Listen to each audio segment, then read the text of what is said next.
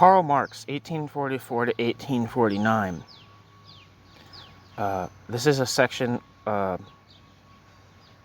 This is a section of the second chapter of Maximilien Rubel and Margaret Manale's Marx Without Myth, a chronological study of his life and work.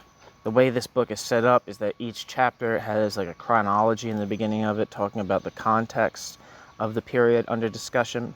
I've already recorded the chronology for this chapter, which is going to be a separate video, and this is going to be the more straightforward, the biographical part of the chapter.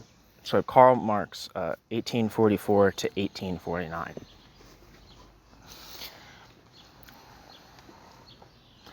These years were the last of Marx's engagement on the European continent, years in which he elaborated the so-called materialist theory of history and was confronted with the reality of the 1848 revolutions as a test of its analytic strength.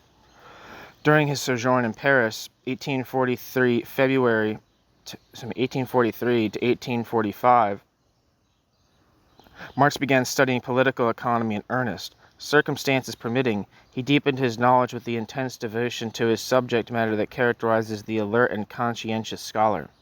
What is more, he combined theoretical research with educational activity, helping to found the Communist League as an international center for socialist propaganda.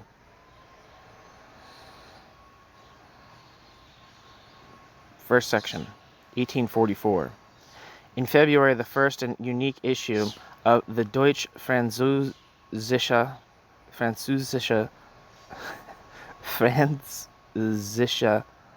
Jahrbuch appeared in Paris. Personal and financial reasons destined it to a brief existence. 800 copies were confiscated by the police while being smuggled across the border into Germany from Switzerland. Ruge and Marx, the two editors, were soon at odds, as Ruge felt himself rebuked by Marx's radical political views and his authority. Marx made three important contributions to the Jahrbuch. The most polemic of which was a two-part article on the Jewish question, a reply to two articles by Bruno Bauer on Judaism and Christianity published in 1843. In the first section of his article, Marx pleaded for the political emancipation of the Jews in order to solve, within the limits of the existing political order, and contrary to the view of Bauer, the, quote, Jewish problem. However, this possibility offered by democracy was not the ultimate solution to the problem as Marx saw it. Rather, quote, the political emancipation of the Jew, the Christian, a religious man in general, is the emancipation of the state from Judaism, from Christianity, from religion in any form, end quote, Marx.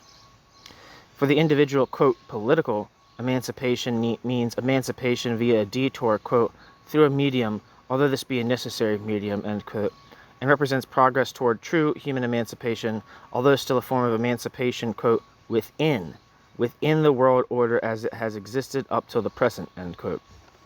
Marx then developed his views on the quote, human emancipation of the Jews, end quote, in the second part of the essay.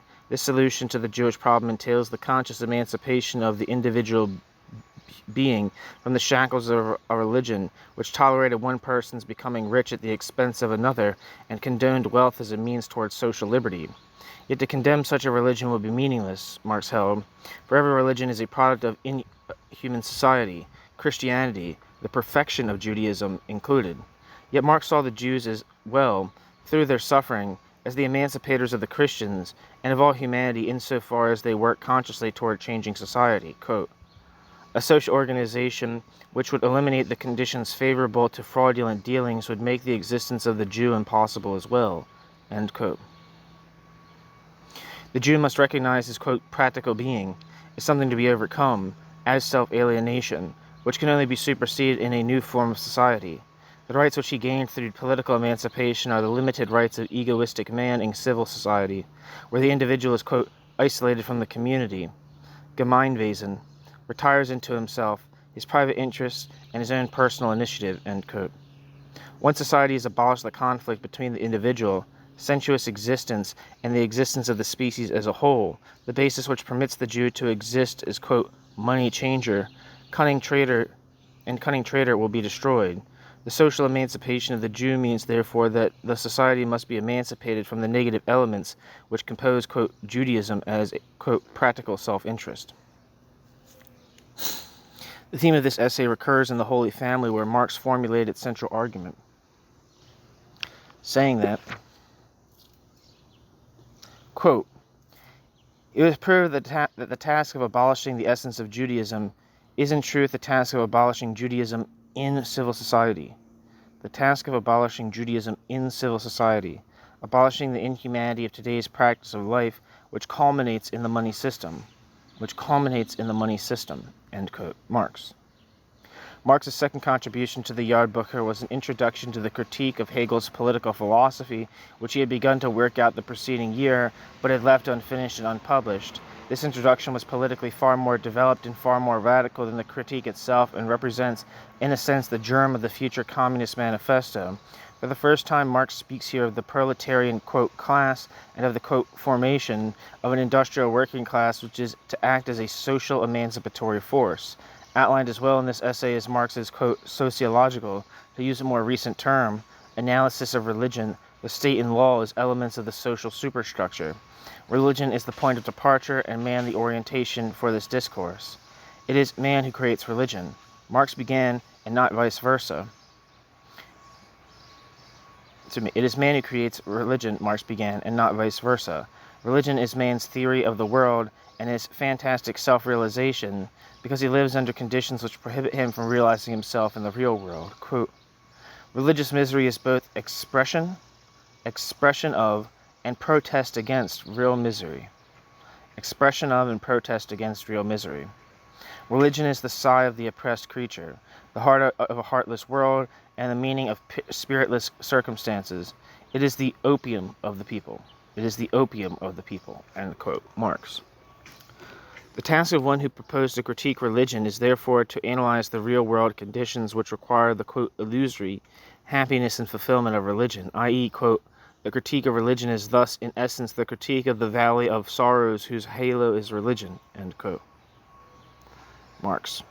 This is the standpoint which prompted Marx to undertake a critical analysis of Hegel's philosophy of the state and write as the most complete expression of German political philosophy and of the modern state in its ideal form. The conditions in Germany were, in Marx's view, quote, anachronistic for the present age. Germany had bypassed the revolutions which had advanced the other peoples politically and participated only in the restoration movements of the reaction. Philosophy for the Germans was the form in which they relived their past, just as the ancient peoples had had the imaginative form of mythology for their history. However, the only aspect of German history which stood, quote, on equal footing with the official modern present, end quote, was the philosophy of law and the state, and being, quote, illusory history, was the direct negation of real conditions. To negate this philosophy in turn would finally be to realize it in praxis, to overcome it by abolishing the conditions which generate illusory thinking. The root of this radical negation is man himself, who is his own supreme being, must resolve the, quote, categorical imperative to overthrow all conditions in which man is a debased, enslaved, neglected, contemptible being, end quote. The German emancipation from philosophy is hence a revolution which realizes the material needs of the people. Quote, it is not enough that the idea strive to become reality. Reality must itself feel the need for the idea, end quote. A human and radical revolution will take place in Germany when, thanks to the progress of industrialization, a particular class is developed, concentrating in itself all the evils of the present social order, quote, so that the emancipation of this social sphere appears as the self-emancipation of the generality, end quote. To regain its humanity, this class must redeem all humanity, in the process of which it will overthrow the social order and raise its own principle of the negation of private property to the general principle of society. Quote, the only practically feasible emancipation of Germany is based on the particular theory which declares man to be the supreme being for man.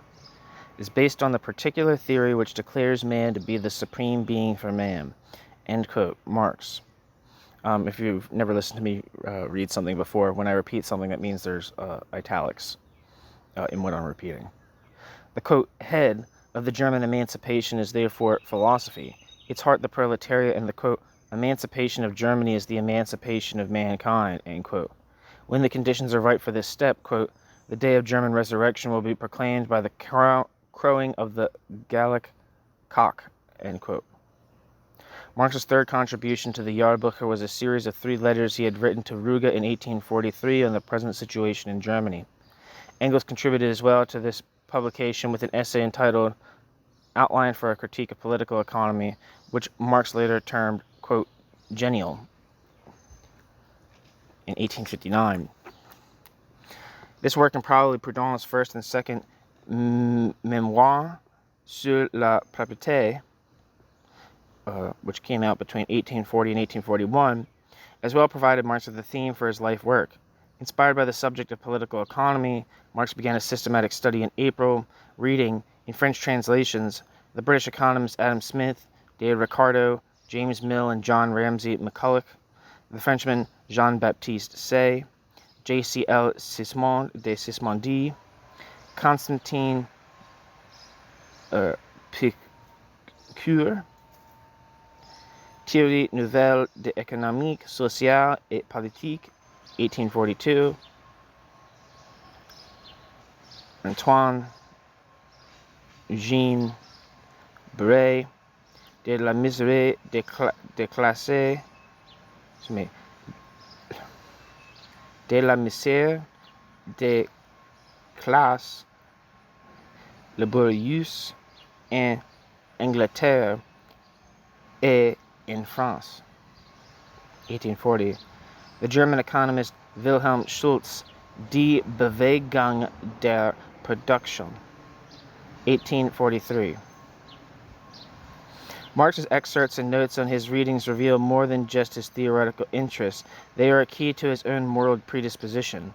The attitudes indicated here toward money and religion clarify certain concepts, i.e. the integral or all-sided man, money fetishism, alienation, which came up in later works, especially the Grundrisse, 1857 to 58, and Capital, although in less philosophic and less Feuerbachian language. Here Marx is given all as well his vision of a future society, a man freed from money and religion, the mediators of his present social existence. Here we find further the same quotations on money from Shakespeare and Goethe found in later works. Viewed in retrospect, Marx's excerpt notebooks show the permanence of his basic orientation. He was never to deviate in his life work from the standpoint defined here, a social system which evaluated men in terms of money and made morality, a functioning of financial credibility, was unworthy of the human being. In such a system, moreover, quote, the only comprehensible language which we can speak with one another is that our objects in terms of their mutual relations, that of our objects in terms of their mutual relations. We cannot understand human language, and as such language would be ineffective, ... We are so far removed from human nature that to us the direct human language seems to be a violation of human dignity, while contrarily, the alienated language of object values appears worthy of man, justified, confident, and conscious of itself, end quote. Marx. Ruge, whose friendship with Marx came to a definitive break about March 26, nevertheless had a certain respect for his scholarly and intellectual qualities, although he considered him unsuited for journalism. In a letter to Feuerbach, Ruge wrote, quote, he reads a great deal, works with unusual intensity, and possesses a critical ability which sometimes degenerates into arrogant dialectics. But he does not finish anything, continually breaks off what he is working on, and plunges time and again into an endless sea of books, end quote. Arnold Ruge. To his mother, Ruge described Marx as a, quote, most extraordinary fellow and an insolent Jew, end quote, October 6. And to Julius Rubel, he wrote that, quote, Marx professes communism, but he is the true believer in egoism, ... With his teeth barred in a grin, Marx would be capable of cutting down any and all who come across his path, end quote, December 16th. Quoted in P. Nerlich, edited volume, Arnold Ruge's Briefwechsel und Tagebuchblätter, Aus den Jahren 1825 to 1880, Volume 1, Berlin, 1886. In the spring of 1844, Marx took an interest in the work and activities of the, quote, League of the Just, and until the end of his Paris stay, he frequented meetings of workers and artisans. Writing to Feuerbach, he commented on these gatherings and noted particularly, quote, the virgin freshness, the noblesse of these working men. The English proletariat is making enormous progress as well, but he lacks the cultivation characteristic of the French, ... The German artisan is still too much of a craftsman, end quote. The letter continues with an account of the activities in the German emigrant groups. Quote, ... The communists among them, ... have been attending lectures twice weekly on your essence of Christianity and have shown themselves remarkably receptive, end quote. August 11th, Marx. After some months of studies in economics, Marx attempted in summer to put on paper his ethical and anthropological thoughts on man's fate as a member of bourgeois society. As a social being, through his productive activity, man confirms his individuality and his products are means of self-realization. Man's need is therefore to, quote, objectify himself in his work, but not to, quote, dispossess, and to entcern, or, quote, alienate, entfremden, himself in the production process, as is the case under bourgeois social conditions, where reduction of the human self appears as the realization of labor. Quote, objectification is the loss of the object and subjection to its domination, while appropriation appears as alienation, as dispossession of the self, end quote. Marx. The products of labor, through which man naturally fulfills himself, no longer belong to the producer in the present system of private ownership. Man is not able to give free expression to his physical and mental energies. He is consequently dissatisfied with his labor and finds contentment only during his leisure time. Labor is thus for him not a pleasure, not a completion and expression of himself, but compulsion. Rooted in the institution of private property, the present production system renders impossible the development of the, quote, integral, or, quote, all-sided man, who realizes himself as an individual through his social participation, through his productive activity. 4 fragmentary or incompleted manuscripts remained from his early critique of political economy, commonly referred to as the, quote, Paris manuscripts. 3 of them treat specific economic themes such as land rent, wages, profit, human needs, etc., and depart from a critique of the classical political economists. The 4th was intended as an analysis of the Hegelian dialectic, but developed into a general critique of all philosophy. Here Marx applied dialectic reasoning to actual human existence, inducing a, quote, materialist ethic for the transformation of society. Marx envisaged these manuscripts as part of a larger work divided into discussions of law, ethics, politics, etc., and to be concluded with a critical summary of the whole. The task which he set himself was to understand the social reality through a critical examination of its elements, the institutions of bourgeois society. He began, as we have noted, with political economy. The passages devoted to labor recur in Marx's mature work on political economy, albeit in a more scientific form. The social relations of our world are governed by the values established in the productive sector and based on private property. Quote, the world of men decreases in value in direct proportion to the increase in value attributed to the world of objects. Labor produces not only commodities, labor produces itself and the laboring man as commodities in the same proportion that it produces commodities in general. End quote. Marx. The fundamental relation of man to woman, in particular, is altered by social circumstances in which money is the mediator between man and labor, man and man and society. Money is, Marx wrote, paraphrasing and quoting Shakespeare, quote, the visible Godhead, the transformation of all human and natural qualities into their opposites, ...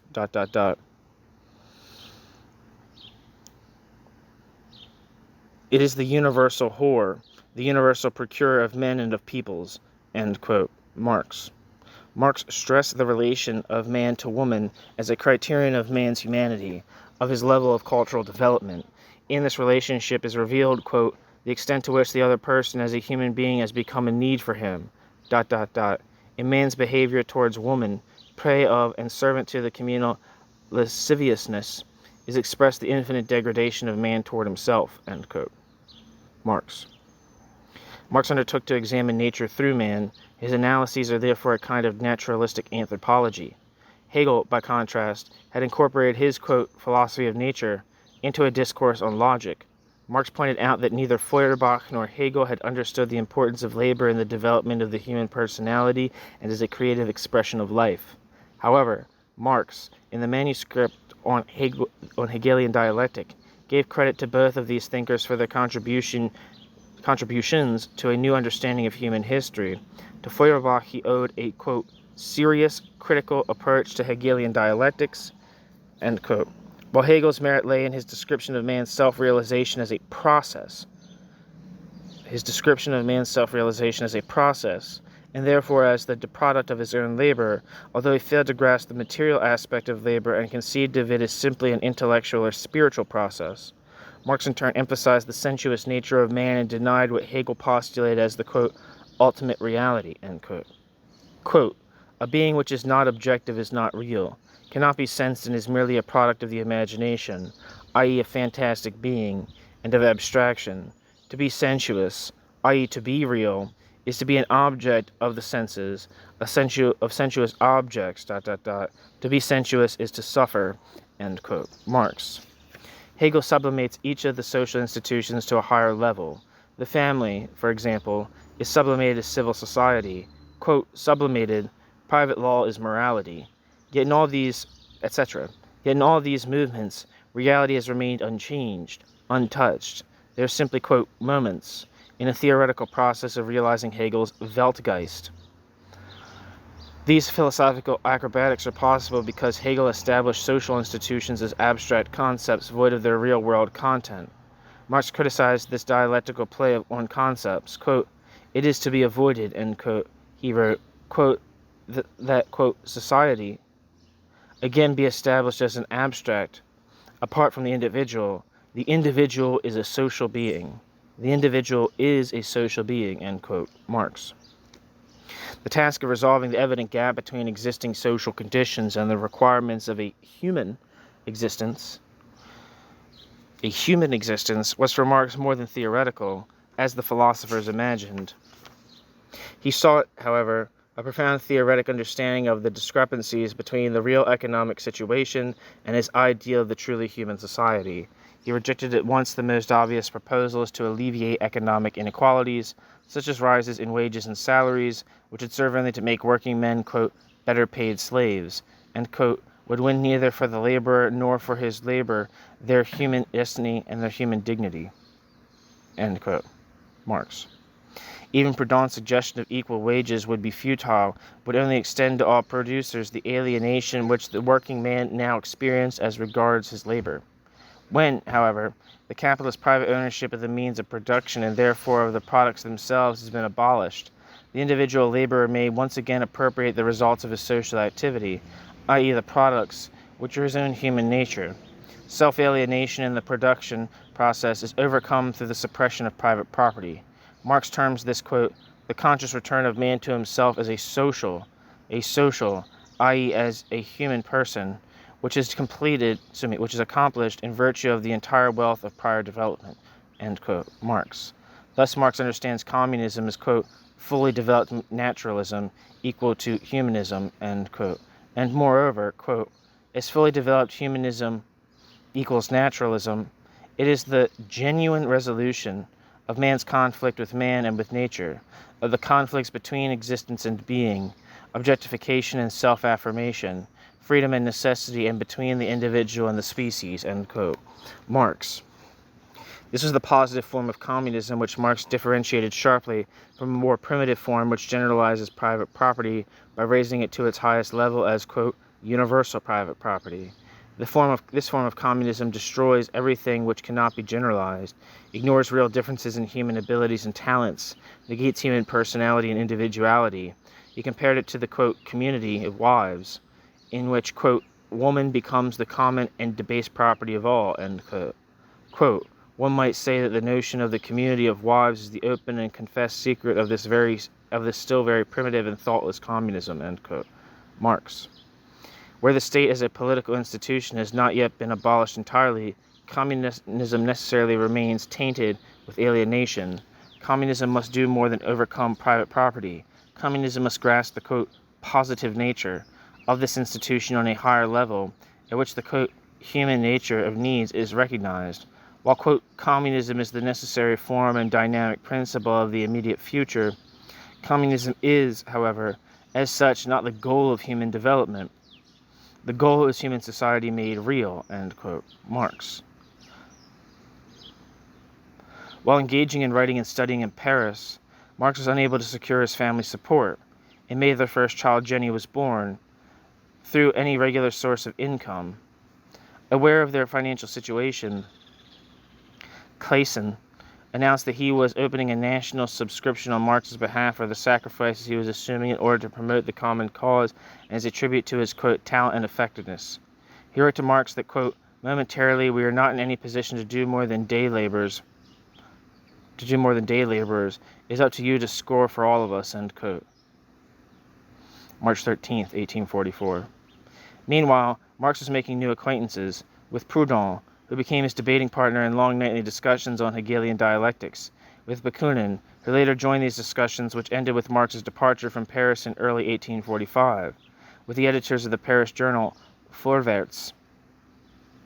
On the 26th of June, Georg Jung in Cologne wrote to Marx about the recent revolts of the Silesian weavers, maintaining that they were, quote, a brilliant confirmation of the truth of your analysis of the present and future situation in Germany, outlined in the introduction to the philosophy of right, end quote.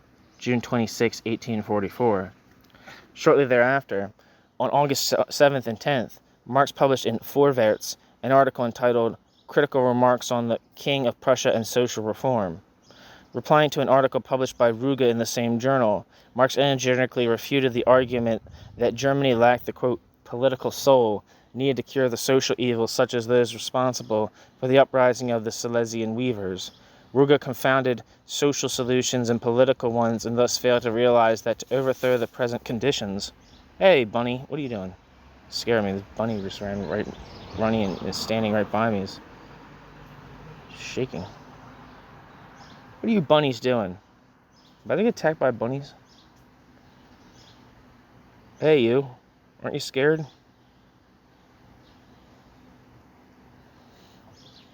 That's some wild shit, dude. Me and my bunnies. Where am I?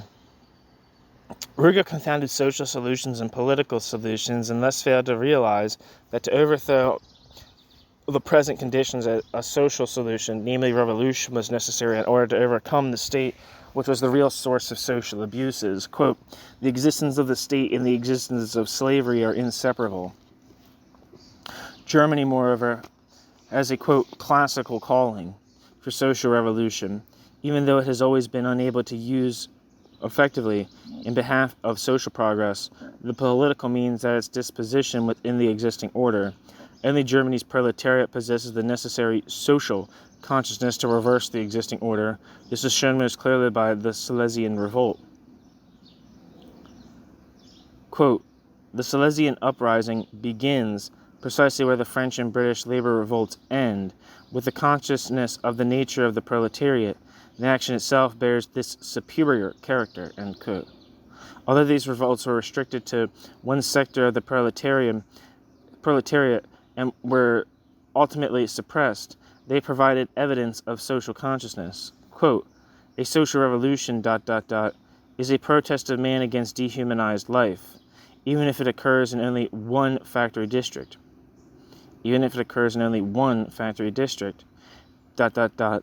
Because the individual is reacting against his separation from a community of men, end quote. Marx.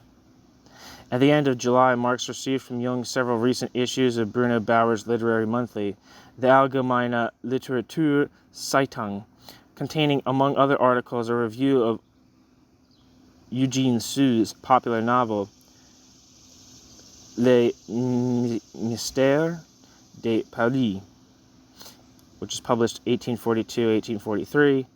Jung encouraged Marx to develop his critical ideas on Bauer and his circle into an essay for publication.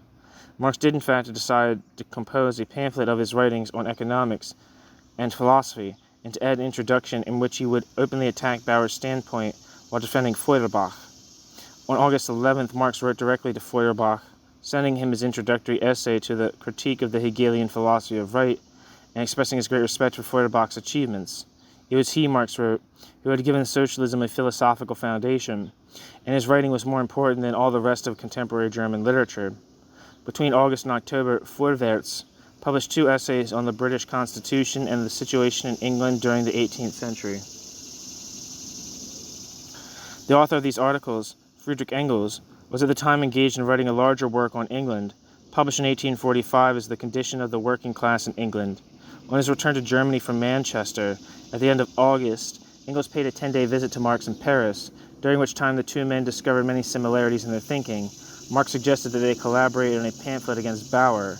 Engels consented and prepared his brief contribution before leaving Paris. Marx, however, found it impossible to concentrate his ideas into the space agreed upon for a pamphlet, and ended by producing a book-length manuscript. The 2 contributions were sent to the publisher of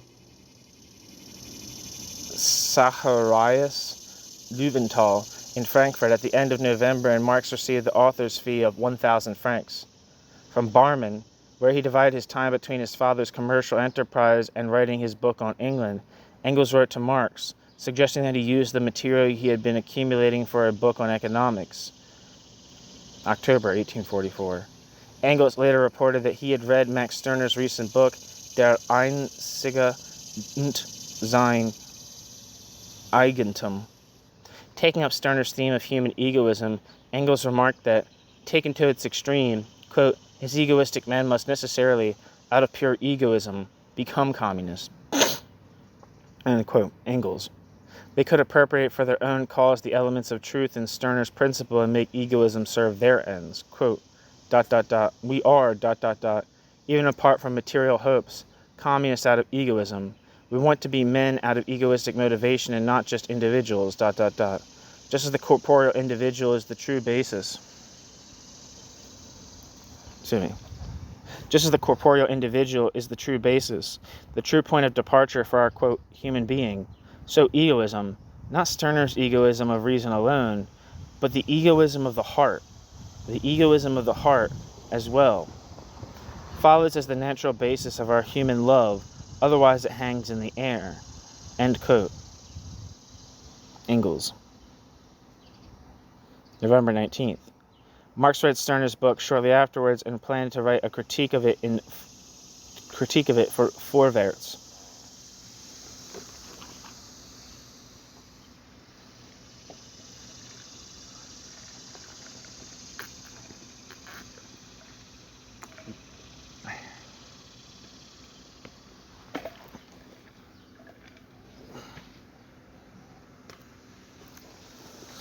New section, 1845. Engels continued to encourage Marx to prepare a work on economics with the least possible delay, even if this meant leaving his research in an unfinished state. He urged Marx to, quote, forge the iron while it is hot, end quote. For interest was high and people would welcome such a work. Quote, do as I do, end quote, he counseled. Quote, set yourself a date by which you definitely want to be finished and try to get it published as quickly as possible, end quote. January 20th. It was his position as the son of a well-to-do factory owner which caused Engels difficulty. The double role he was forced to play, communist by conviction and capitalist by profession, caused him considerable heart-searching. To Marx he wrote that, quote, ... it is possible to be a communist and outwardly a dirty bourgeois trademonger if you don't write. But to make communist propaganda on a large scale and to be involved at the same time in trade-mongering and industry, that won't do it all, end quote. Engels, January 20th, 1845. Marx's Paris activities were abruptly interrupted in January. Pressured by the Prussian government, which had been anxiously surveying its citizens who had migrated to France, Minister of Interior, Guizot, ordered the expulsion of the collaborators on the radical German periodical Vorwärts. After negotiations, it was agreed to suppress the journal on conditions that the expulsion order be revoked. The editor-in-chief of the journal, Ferdinand Colistin Bernays, nevertheless spent a year and a half in prison, while Marx chose to leave the country. Shortly before his departure for Brussels, Marx was visited by the German publisher Hermann Leske, who offered him a contract for a 2-volume work on economics to be entitled A Critique of Politics and Political Economy. An agreement was signed on the 1st of February, 1845. Of all he was leaving behind in Paris, Marx wrote to Heine, quote, "The most saddening for me is to part with the person of Heine. I wish I could pack you up along with us," end quote. Marx. As soon as he learned of Marx's move to Belgium, Engels made an effort to collect funds from friends and associates in order to, quote, "redistribute the extra cost thus entailed in a communist manner," end quote, and thus save the Marxes from financial distress. Quote, "But," Engels added, quote, "I'm afraid that even in Belgium they will molest you sooner or later, and that your final resort will therefore have to be England," end quote. February 22, 1845. Marx's stay in Brussels lasted 3 years, from February 1845 to March 1848. Although he had preferred to return to Germany, the way was barred, for the Prussian government had issued a warrant for his arrest. For the time being he was in less danger in Belgium, where nevertheless the government had obliged him to sign a paper agreeing to refrain from writing on current political affairs. Having done so, Marx and his family were assured of political asylum, and he was able to continue his studies in economics. Engels soon followed Marx to Brussels in April, and they began to collaborate intensively. One of their projects was to publish a collection of writings of the foremost socialist writers from France and England in German translation, beginning with Fourier, Owen, and the Saint Simonians. Among Marx's readings of this period was an essay on the origin of political economy, 1825, by the British economist John Ramsay McCulloch. For the history of technology and technical development, he read Andrew Ure. For commercial history, Thomas Tooke, William Cobbett, and Gustav von Gulich. He became acquainted with the problems of population growth through readings from William Petty, while Keynes' economic table and his work on natural law also drew his attention. He also continued his inquiries into English socialism with works read in French translation, as with all English authors at this time, by Robert Owen and John Bray. Shortly after Marx had settled in Brussels, The Holy Family, or Critique of Critical Critique, by Friedrich Engels and Karl Marx, was the order of the authors' names on the title page, was published by J. Rutten in Frankfurt.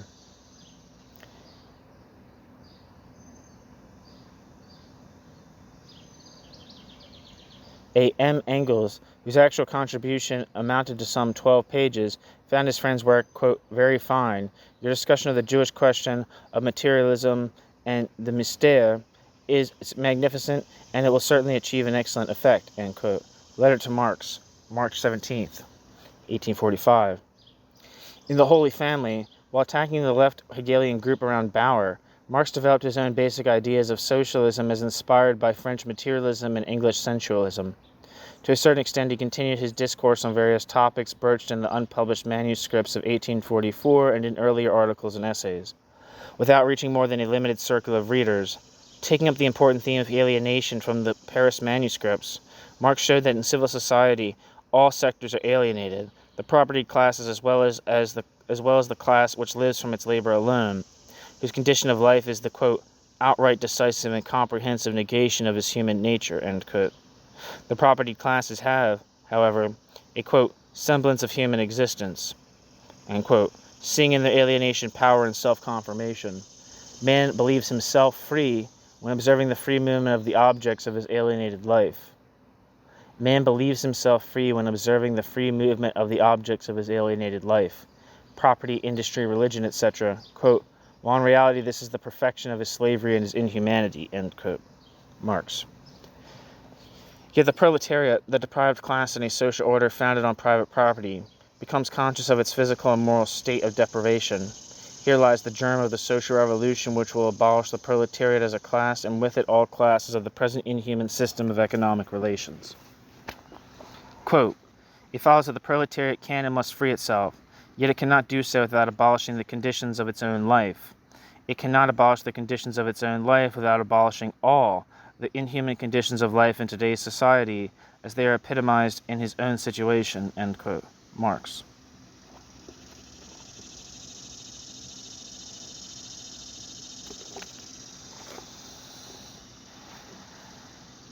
Marx saw that an element of historical necessity could be deduced from the proletarian condition. Its very being would compel it to follow a particular course of action which would emancipate it together with all the rest of society. Marx's attack on Bauer was above all a critique of Geist, of mind and spirit, as the solution to the problems of modern industrial society. The left Hegelians believed they could intellectualize these problems and solve them on the level of abstractions. But while they reasoned away the evils of capitalist production, quote, the masses of common working men toiling in the ateliers of Manchester and Lyon do not think themselves capable of reasoning away their industrial masters through pure thought, end quote. Marx. The reality of the conditions under which the industrial proletariat lived and worked must be changed, quote, so that man may become man not only in thought. Man may become man not only in thought, in consciousness, but in his existence as a member of the mass, in his actual life, end quote. Marx. According to the Hegelian construction, it was history, manifestation of the Weltgeist, bracket, universal spirit, end bracket, which brought progress into the world. Marx termed this concept of history as the, quote, speculative expression of the Germano-Christian dogma which opposes spirit and matter, God and the world, end quote. Marx. Not history, however, but man would be the agent of social change which promised to overcome the alienation and misery of industrial society. Quote, history is nothing but the activity of man pursuing his aims. History is nothing but the activity of man pursuing his aims, end quote. Marx. Marx underlined the simple truth that, quote, ideas can never lead beyond an old world system, but only beyond the ideas of that system. Ideas cannot carry out anything at all. Ideas cannot carry out anything at all. To carry out ideas, men are needed who dispose of a certain practical force, end quote. Marx. Marx found these men in the masses of the oppressed industrial proletariat, which he had come to know personally in the Paris working men's groups. Quote, one must have first discovered how well instructed the French and English workers are, how strong is their craving for knowledge, their moral energy, and their urge for self-development, in order to imagine the human nobleness of this movement. In order to imagine the human nobleness of this movement, end quote. Marx. Based on his understanding of man's productive activity, his social needs, Marx developed a, quote, materialist view of a free society governed by the principle that each man must be given social scope for the vital manifestation of his being. Quote, if man is shaped by his surroundings must be made human. If man is social by nature, he would develop his true nature only in society, ... end quote. Marx, 1845. One chapter of The Holy Family, related thematically to the discussion on alienation, dealt with the article which had appeared in the Allgemeine Literatur-Zeitung on Sous Mystère de Paris. The central figure in this novel was a young prostitute, Fleur de Marie, who possessed, according to Marx, a, quote, human nobleness of soul, end quote, that enabled her to, in spite of her inhuman environment, to develop positive traits of character. Fleur de Marie lived according to the Epicurean principle of, quote, free and strong nature, end quote, and for her goodness was not a function of a perfect godly being, but a measure of the humanness between fellow beings, a sign therefore that, quote, the bourgeois system has only grazed her surface, which is simply her bad fortune, and that she is neither good nor bad, but human, end quote. Marx. Marie was eventually persuaded to adopt a religious attitude towards life. Her human values were destroyed so that she might receive a system of religiously oriented values. God became the mediator of her relations with other human beings. Happiness was no longer part of her human nature, but came to her through the grace of God. Her appreciation and love of nature became the expression of religious fascination for the metaphysical essence behind real objects. Marie became, in short, self-conscious and lost her original human virtue, became an object to be manipulated and henceforth by religious dogma. Marx contrasted this religious, quote, emancipation of young Marie from the world of vice and with Fourier's, quote, masterly thoughts on woman's emancipation. Quote, the humiliation of the female sex is an essential feature of civilization as well as of barbarism. The only difference is that the civilized system raises to a compound, equivocal, ambiguous, hypocritical mode of existence every vice that barbarity practices in the simple form. Nobody is punished more for keeping a woman a slave than man himself, end quote. Marx. An appreciation of the Holy Family came from Georg Jung towards the end of the year. Jung added that he and his friends were enthusiastically looking forward to Marx's next volume on political economy, which was both essential and urgent. The struggle against religion was now finished, and a new one could begin with Marx at its fore. Quote, What you are now for all your friends, you must become for all of Germany. With your exceptionally sharp style of writing and the great clarity of your argumentation, you will and must achieve your goal and become a guiding light of the first magnitude. End quote.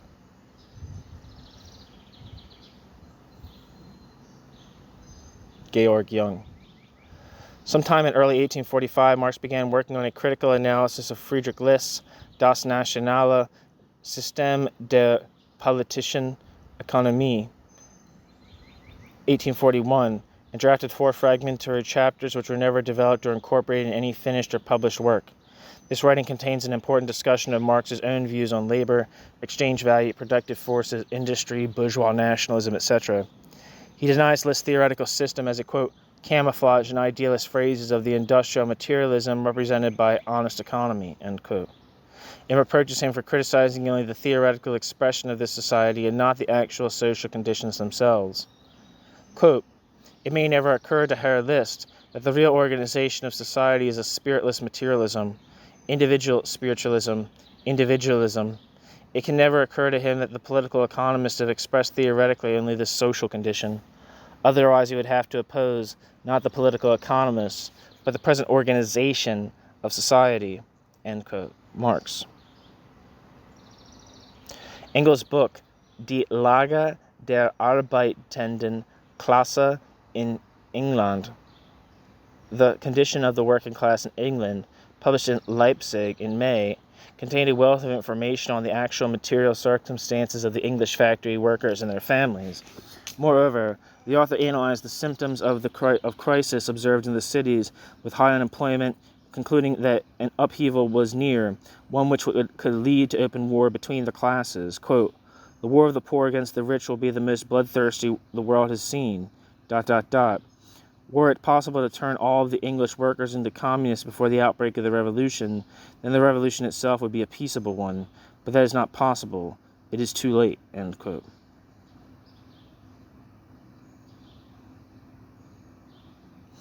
Engels. During the summer of 1845, Marx and Engels worked together on topics of an economic nature. Engels moved into a house close to Marx in a Brussels suburb. Sometime in the first half of the year, Marx made a private attempt to summarize his critique of Feuerbach and Hegel in view of his insights into philosophy and speculative thinking in general. He jotted down his thoughts in a series of, quote, theses, which are found in one of his notebooks after his death and published by Engels in an appendix to his own work on Ludwig Feuerbach, which was published in 1888. These 11 short points, popularly known as the Theses on Feuerbach, leave no doubt about Marx's critical orientation towards speculative philosophy. The human, quote, essence, which philosophers sought to define, was no abstraction to be studied apart from the actual human existence. From practical life.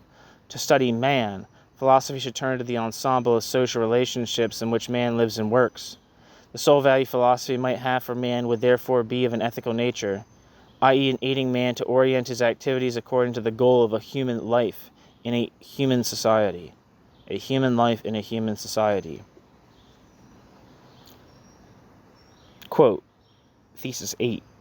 All mysteries which lead theory to mysticism find their rational solution in human practice and in the comprehension of this practice, end quote. Marx stressed, quote, practical, human activity combined with critical thought, quote, practical critical activity, which could be realized only in, quote, revolutionary practice. Thesis 11, quote, the philosophers have only interpreted the world in different ways. The point is to change it, end quote. In July, Marx and Engels traveled together to England in connection with their studies, also using the occasion to meet Wilhelm Weitling and other members of the London League of the Just. They spent some time in Manchester for the purpose of reading and making extracts from the most important British economists. His notebooks from this period reveal that Marx had devoted particular attention to the work of the socialist William Thompson entitled An Inquiry into the Principles of the Distribution of Wealth, published in 1824, and read as well works by William Petty, G. Browning, and William Cobbett. After the return to Brussels at the end of August, Marx and Engels came upon the most recent issue of Wegens für tel Jahresschrift, Volume 3, 1845, in which they discovered philosophical articles by Bauer and Stirner. Speculative philosophy was not yet vanquished. They concluded and decided, therefore, to launch a polemical attack against these and other speculative thinkers in an article to be entitled The Leipzig Council.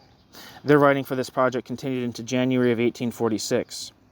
Jenny Marx, who had paid a first visit to her mother in Trier during the summer, returned to Brussels in August, bringing with her 26-year-old Helena de Moot. 1820 to 1890, who had been the maidservant of the Westphalen family since 1837. Leni, or Lenchen, as she came to be called, became virtually a member of the Marx family, sharing their fate and their disappointments during all the long years in exile. In September, a second daughter, Laura, was born to Karl and Jenny. Shortly thereafter, Marx submitted to the civil authorities in Trier a request to be released from his duties as a Prussian citizen in order to emigrate to America. The responsible officials in Berlin seem to have been only too happy to divest themselves of this heretic Marx, who was, in the words of Prussian functionary Rudolf von Auerswald, quote, guilty of attempted high treason and of insults to the person of His Royal Majesty, end quote. The request was granted, and Marx, who feared renewed reprisals should he prolong his stay in Belgium, announced the family's forthcoming departure in the local newspapers.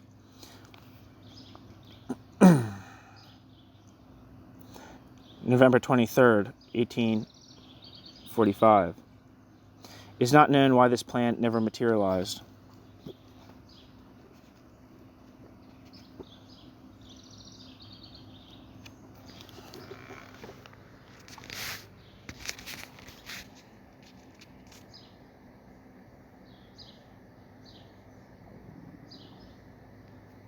Sorry, 1 second.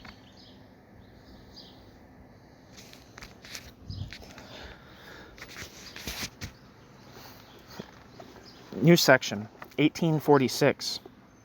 Although Leska, the publisher with whom Marx had signed for the, quote, economics, had already advanced 1,500 francs on the promised manuscript, Marx now put aside his writing on political economy in order to devote himself temporarily to the, quote, last battle against purely speculative thought and criticism. Marx and Engels decided to expand the polemic against Bauer and Stirner into a much more comprehensive work containing a critical analysis not only of the left Hegelians but also of Feuerbach and the, quote, true socialists. With such a work to prepare the German public, the foundation would be laid for Marx's radical analysis of society, for economics rather than metaphysics. Apart from this attack on the chief representatives of German ideology, Marx and Engels launched a practical project to create a chain of international correspondence committees whose purpose was to give the industrial proletariat, through contacts with similar emancipation movements in other countries, the means for self-education and to acquaint the working man with socialist efforts and proposals on an international scale. Engels later formulated the committee's goals as, quote, 1. To realize the interests of the proletariat as opposed to those of the bourgeoisie. 2. To achieve this end by abolishing private property and replacing it with collective property. 3. To recognize no other means for achieving these goals than that of a violent democratic revolution, end quote. Letter addressed to the Brussels Correspondence Committee, October 23, 1846. I believe. Maybe it's not 1846, I'm not sure. Marx and Engels solicited the support of prominent socialist and labor leaders in establishing these committees and preparing international reports and exchanges of information. Marx addressed a letter to Pierre-Joseph Proudhon, inviting him to join the organization. The primary purpose, he wrote, was to air differences in opinion and to exchange criticism of and information on the progress being made by socialist movements in the various countries. Quote, this is a step which the social movement must take in its literary form of expression, if it is to rid itself of national limitations. And at the moment of action, everyone will certainly benefit from being well instructed on the state of affairs abroad as well as at home. End quote. Marx. Proudhon replied that he found the organization's goals, quote, most useful and agreed to lend his support. However, what disturbed Proudhon in Marx's letter was the talk about revolution.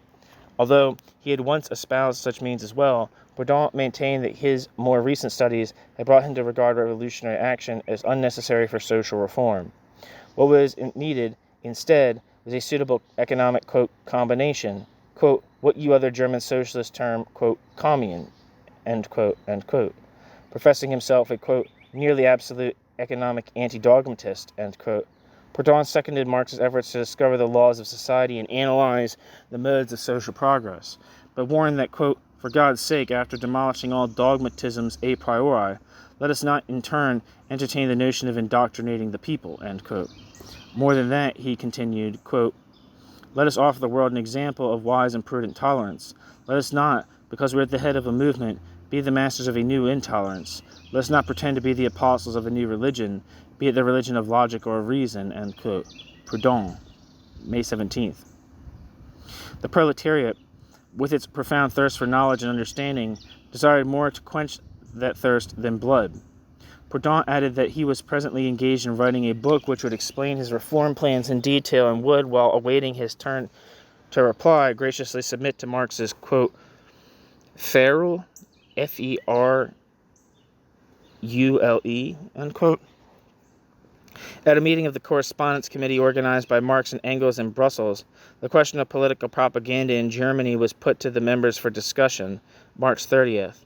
Marx used the opportunity to make a vehement attack against the, quote, sectarianism of Weitling's, quote, artisan communism, which tended to negate the political struggle, and against the, quote, true socialists with their, quote, philanthropic communism. According to a letter from Weitling to Hess, March 31st, Marx demanded that the group be purged of certain elements, that contact be sought with financially solid parties, and that they begin secret propaganda making. Weitling quoted Marx as having said, quote, as yet there can be no talk of realizing communism. The bourgeoisie must first assume the helm, end quote. Quoted in Moses Hess, Briefwechsel, edited E. Zillberner, The Hague, 1955. Paul Annenkov, however, recounted that Marx had branded as deceit all attempts to rouse the popular masses to action without first giving them a constructive basis for their protests. To do otherwise, quote, was equivalent to vain, dishonest play at preaching, while assuming an inspired prophet on the one hand, and then the gaping asses on the other, end quote. Marx. On May 11th, the Brussels Committee passed a resolution on Hermann Krieger, German immigrant in America and editor of the New York newspaper Volkstribune. The resolution protested against the paper's orientation as incompatible with its professed communism. In the name of the committee, Marx and Engels composed a circular attacking the, quote, prophet Krieger's, quote, sentimental communism, which was distributed to the correspondence committees in Germany. Leske, meanwhile, fearing that Marx's economics would prove to be revolutionary rather than scientific, decided to annul the contract on the grounds that the book would probably be censored in Germany.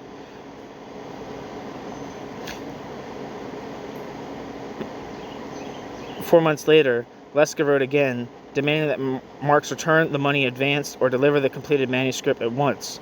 On the 1st of August, Marx replied, promising to have the first 2 volumes promised ready by the end of November.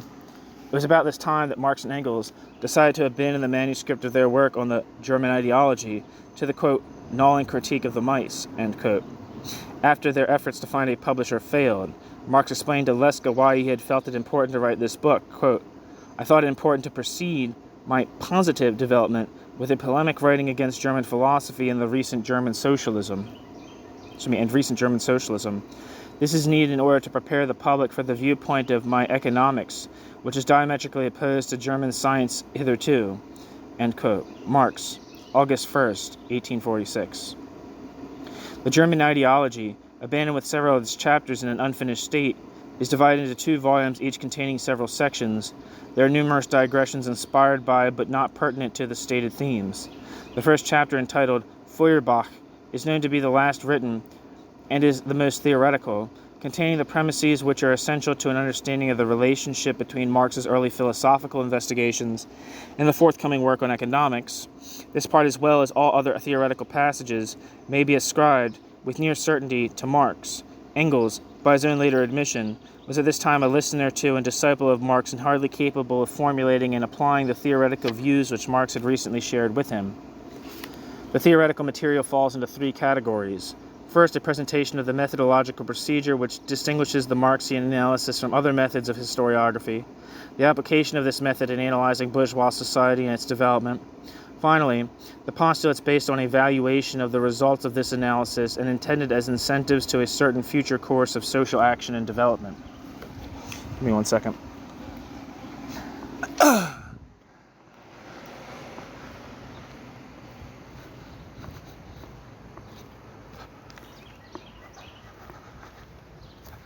Sorry, I gotta move.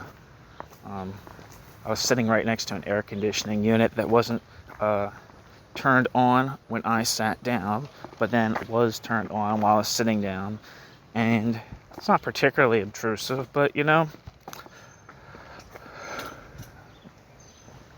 why be burdened extra? 1 second.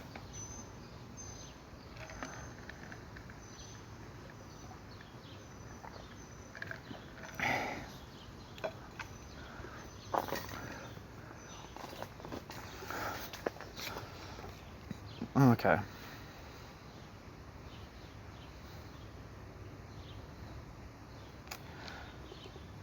Where was I? Finally, the postulates based on evaluation of the results of this analysis and intended as incentives to a certain future course of social action and development. 1. History had always been written by scholars and philosophers who each sought to explain the course of human existence by recourse to particular intellectual categories or constructions. Marx sought, however, to use as his reference point not an abstract category but practical human life. To this end, he established 5 premises for the analysis of human development. 1. Men must be able to live in order to make history and must therefore first satisfy their material needs. The primary historical act is necessarily the production of the material means to satisfy these needs. 2. Once the prime needs are satisfied, new needs arise. The chain of material production is consequently infinite. 3. After satisfying their own material needs and reproducing their material existence, men begin to reproduce their own kind as well. 4. The way in which needs are satisfied corresponds to a certain form of cooperation and organization among men, i.e. to their level of social development. The productive forces available determine, moreover, the type of organization which they may establish.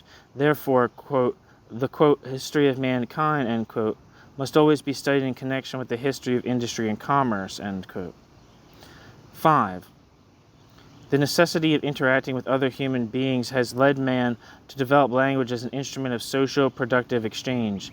Language and the consciousness from which it is inseparable are at the same time social products and social instruments intimately bound to the existing level of social production. This then was Marx's formulation of the views which he used to orient himself in studying, quote, real active men, end quote, along with their, quote, ideological reflexes and echoes, end quote, which are the, quote, necessary sublimitations, end quote, of the life process. 2. As Marx saw it, the mode of production was a determining factor not only for the material existence of the individual, but also for the manner in which he expressed his life. Quote, as individuals express their life, so are they. What they are thus coincides with their production, but both with what they produce and how they produce as well, end quote. Marx. As a result, quote, it is not consciousness which determines life, but life which determines consciousness, end quote. Marx. Marx perceived that in contemporary society the productive forces and their products did not necessarily belong to those whose task it was to work the productive forces. He examined therefore the relationship between these productive forces and their ownership, i.e. property relations. Marx found that private ownership of the means of production was necessary at certain industrial levels. Not until industry is very highly developed on a broad scale does a conflict arise between the property relations and the instruments of production. For the optimal functioning of the highly developed system of industrial production, quote, division of labor is essential. The labor force necessarily becomes specialized and one-sided. The individual can maintain his life, i.e. enter into the production system, only by performing a specialized activity and thus deforming his nature, which is manifold. Quote, for such an individual, the few remaining desires, rooted in the constitution of the human body, rather than his mundane interaction, are expressed only by reaction. I.e., they take on in their restricted development the same one-sided and brutal nature as his thinking, ... and expresses themselves violently, passionately, and with the most brutal repression of ordinary and natural desires, leading thus to further domination of the thought processes. End quote. Marx. This division of labor leads, moreover, to the separation of mental or intellectual activity from material or physical. Thus, an attempt is made to separate, quote, thought and, quote, action into two different and independent spheres, whereas in reality, quote, the production of ideas, of mental images, and of the consciousness is directly interwoven in the material activity and material exchange of men, the language of real life, end quote. Basing themselves on this pretended separation, the left Hegelians and other philosophical schools had attributed an independent existence to ideas, concepts and other products of the mind, and maintained that ideas were the chains hindering man from progress and development. Marx attacked with particular sharpness the Hegelian philosophy, last of the scholarly tradition in Germany, quote, whose center of interest is not real, not even political, but pure thought, end quote. All ideological and religious systems, Marx continued, had their roots in the material world. Those ruling thoughts were the thoughts of the ruling class. Quote, only the class which represents the ruling material power in society is at the same time its dominating intellectual power, end quote. The state as well represents, quote, the will of the class in control of the means of production. If it loses its sovereignty, it's not just the will which has changed, but the material existence and life of the individuals, and their will is simply a result of the foregoing elements, end quote. Marx. 3. Marx held that social theory as developed up to this point was meaningful and worthwhile only if it provided the motivation for the revolutionary practice which would change the inhuman conditions exposed by the social analysis. His transformation of scientific theory into a weapon in the struggle for social human emancipation may be summarized as follows. 1. At a certain stage in technological development of the productive forces which secure man's material existence, these forces are turned into means of destruction. 1. One class arises under such conditions, which lacks all means for self-expression, having only the most inhuman relation to its labor and the products of its labor.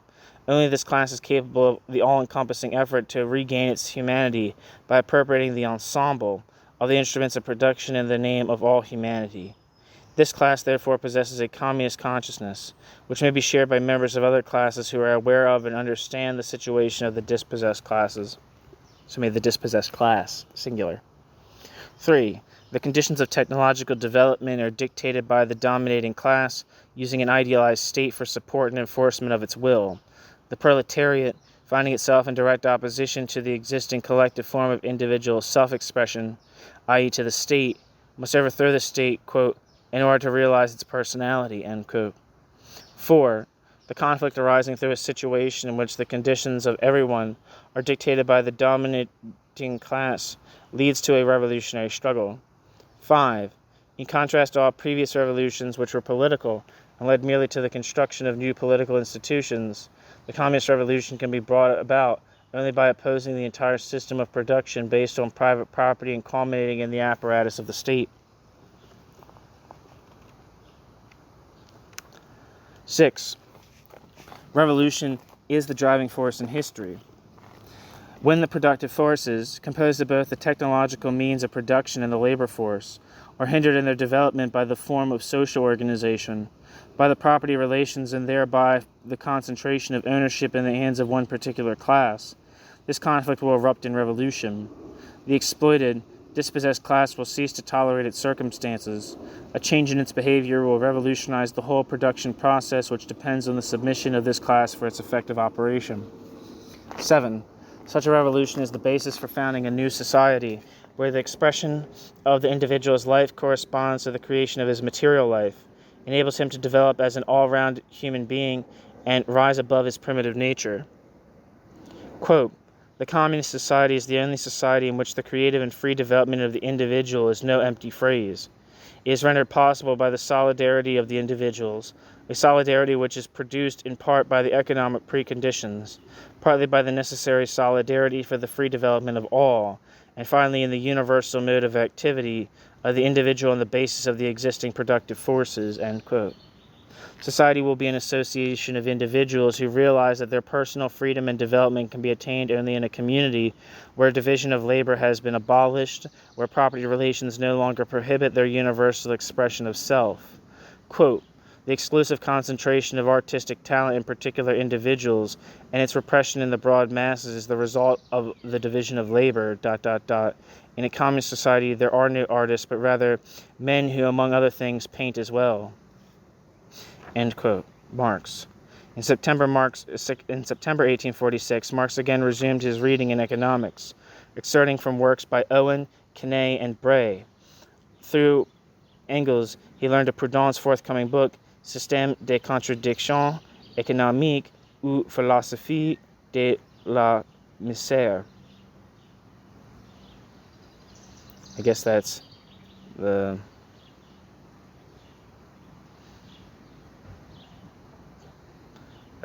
poverty of the philosophy of poverty, is what I think that book's usually translated as English, which is still in the press. Engels sent him a detailed outline of the Proudhonian economic solution to the misère of the working class, a plan, quote, "to make money out of nothing and bring heaven closer to the workers," end quote. And he remarked, quote, "Just imagine," I'm not sure who this quote is from, if it's from Marx, Engels.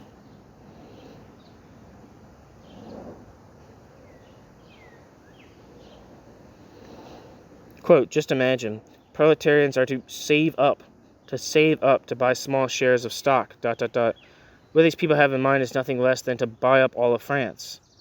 and later perhaps the whole world by dint of proletarian savings, ... Folks who cannot manage to keep 6 sous in their pockets for drinks want to buy up toute la belle France out of their savings." End quote. I believe that's Marx. September 18th, 1846. Marx's first opportunity to acquaint himself with Proudhon's book came in December 1846. Immediately thereafter, he wrote a lengthy critique of it in a letter to Annenkov, which may be considered as part of as a sort of preamble to his rejoinder of 1847 in The Poverty of Philosophy. Since the manuscript of the German ideology had been abandoned, quote, "to the mice," end quote, the Russian Annenkov was the first person, apart from Engels, whom Marx instructed on his materialist theory of history and social change. While criticizing Proudhon's book, which he found, quote, "very bad indeed," end quote, Marx summarized certain essential points developed at length in the German ideology. The history of human society, Marx pointed out, quote, "is nothing other than the history of the development of individuals," end quote, and not the history of ideas, as the German thinkers would have us believe. Proudhon failed to understand that ideas and abstract categories rest on the material basis of human productive activity as well, and are historical and transitory as the social relations they reflect. Since Proudhon therefore took abstractions to be, quote, "the primordial cause," he was unable to recognize that economic categories represent the laws of a particular epoch of social development and are not eternal. His own bourgeois mentality hindered him from imagining a social order in which the laws of bourgeois production had been surpassed. He, quote, "must justify in theory what he is in practice," end quote, and Marx characterized him therefore as, quote, "the scientific interpreter of the French petite bourgeoisie," end quote. December 28th, 1846. By the end of the year, the Correspondence Committee in Brussels had succeeded in establishing numerous contacts with groups in England and on the continent. George Harney and the German immigrant group under Karl Schapper in London declared their solidarity with the Brussels organization. Contacts were established, moreover, in Wuppertal, Kiel, and in Silesia in Germany. In France, rivalry existed within 3 sections of the League of the Just, whose members were divided into supporters of Proudhon and his German translator, Karl Grün, and followers of Wilhelm Weitling. In August, Engels had been sent to Paris to win support for the revolutionary Marxian concept of working men's organizations and to aid these artisans and workmen's groups in establishing themselves as an association. By October, It was clear that Engels' efforts had not been in vain. He met regularly with groups of tanners, joiners, and tailors to discuss historical problems and explain current economic questions. Quote, "What they come to learn at these weekly meetings is drummed into the heads of their listeners at the Sunday meetings," end quote. Engels wrote to the Brussels Committee, September 16, 1846. In December, Edgar Marx, first son of Jenny and Karl, was born. He was named after Jenny's brother, who was at that time one of their most intimate friends and a member of the Brussels Committee. New section, 1847. The publisher Leska formally annulled the contract for Marx's Economics in February, threatening to take drastic measures should he fail to repay the advance immediately. Marx, however, was preoccupied with writing a critical reply to Proudhon's recent book and with the affairs of the Brussels Correspondence Committee. Without consulting the Brussels Correspondence Committee, with whom they enjoyed close but unofficial relations, the London Committee of the League of the Just decided to call an International Communist Congress for May of 1847, a step which of course caused the Brussels group to feel it had been slighted. Thus, in an effort to re-establish an atmosphere of harmonious cooperation, the League sent Joseph Moll as its ambassador to Brussels.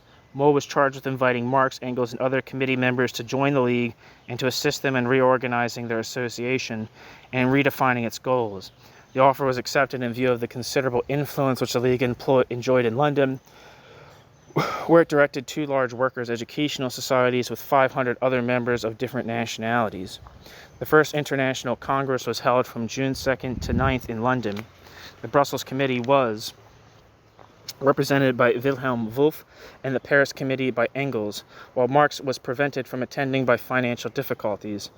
Although this Congress did not resolve all the members' differences, they agreed to the founding of a new organization to be called the Communist League, Kommunistenbund, and drafted a credo which is distributed to all the committees for discussion. This paper, written in Engels' hand, was prefaced with the slogan, "Working men of all countries unite," which replaced the League's old motto of universal brotherhood. In July, Marx's critique of Proudhon, entitled "The Poverty of Philosophy, an answer to the Philosophy of Poverty" by M. Proudhon, was issued in French by the Brussels publisher C.G. Vogler. The first of Marx's writings on economics to appear in print, this work not only treated the, quote, "poverty" of philosophy as a means for comprehending and solving the problems posed by modern industrial society, it also analyzed the immediate situation of the European working classes, its causes, and in Marx's view, its inevitable outcome. All progress had resulted from class antagonisms, and society had been industrialized thanks to a system of individual exchange, free production and wage labor. Social relations, founded on the needs of the production process, had required the exploitation of one class by another and the misery and suffering of the greatest part of mankind. The wages paid to the working man correspond to their needs as part of the productive force, and not to their needs as human beings. What they receive sufficed to reproduce and maintain their kind. Commercial exchange colored every aspect of social existence. Whether moral or material, everything is valued in terms of money, is alienated, becomes part of the market trade. Quote, ... All the things which men had previously regarded as inalienable became the objects of exchange. ... Virtue, love, conviction, knowledge, conscience, etc. ... In a word, everything became part of trade. End quote. Marx, who saw in the proletariat the complete negation of bourgeois society and the debasement of human nature, applied to this situation the Hegelian dialectic and concluded that in this negation was the force to overcome the 2 antagonistic elements and establish mankind at a higher level of social development. The proletarian emancipation would not be the result of socialist theorizing or utopian system building, but of the present contradiction between the social organization and the instruments of production, the most powerful of which is the proletariat, the, quote, "revolutionary class," end quote, itself. At the point when the productive forces have developed sufficiently to create acute class struggles, the proletarians, quote, "no longer need to search in their minds for a science. They need only take note of what is happening before their eyes and make themselves the organ of this change." End quote.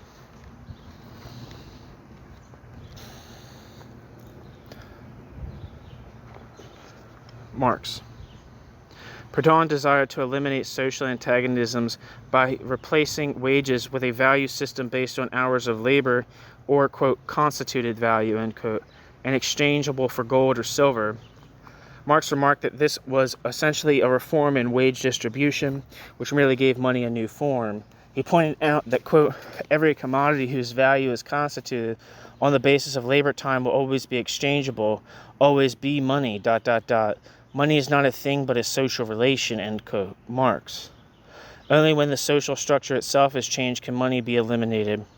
Labor time, moreover, is under the capitalist system of production the measure of value, and therefore the, quote, formula for the modern slavery of the working man, end quote. Marx.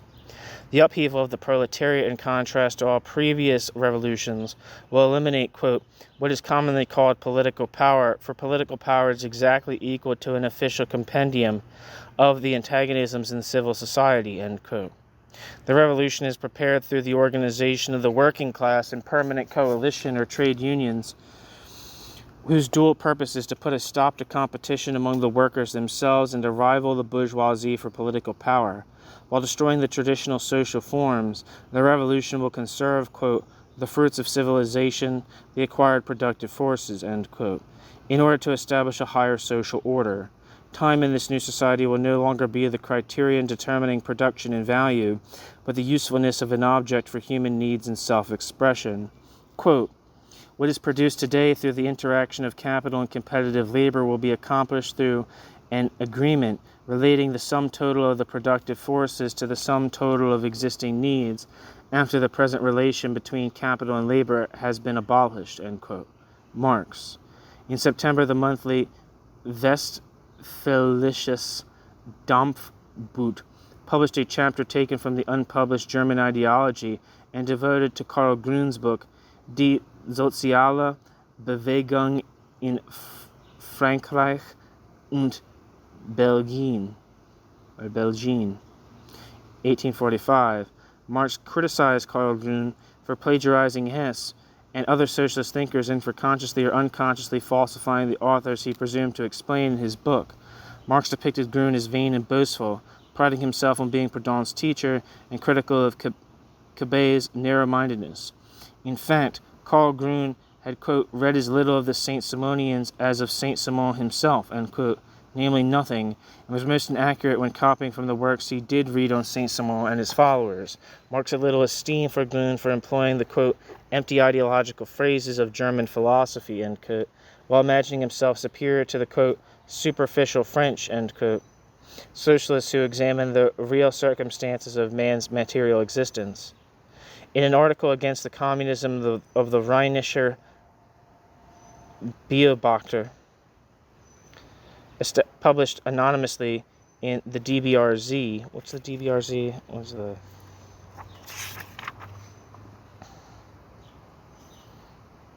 the Deutsche Brüsseler Zeitung. Where am I?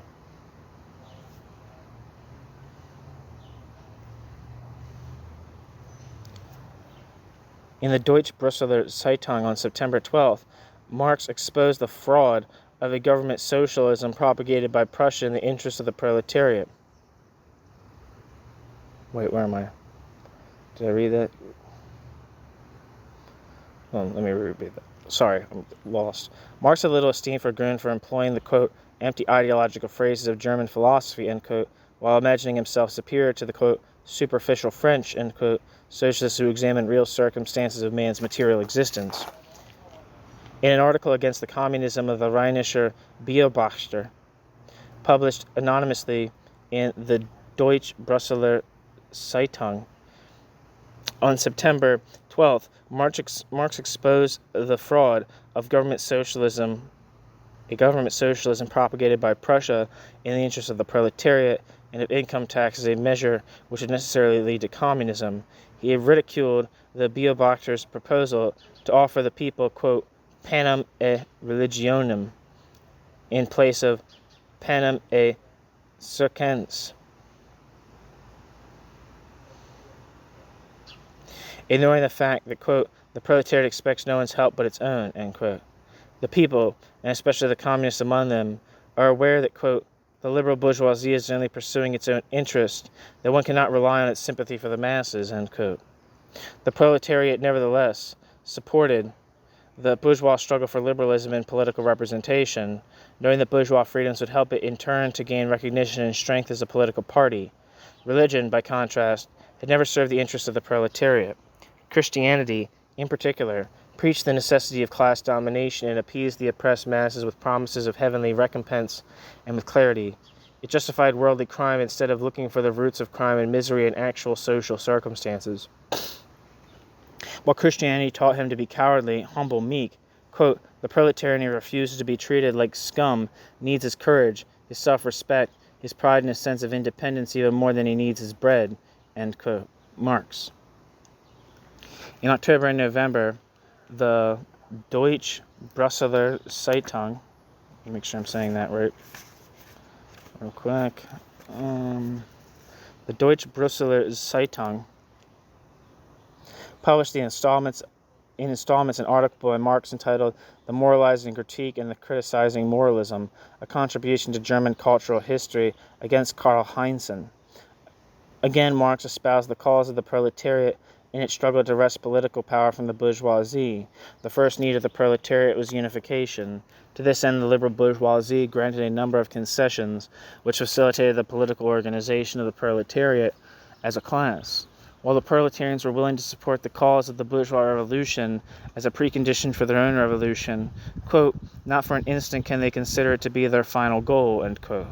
In preparing its social upheaval, the working class, quote, must first produce the material conditions for a new society, end quote.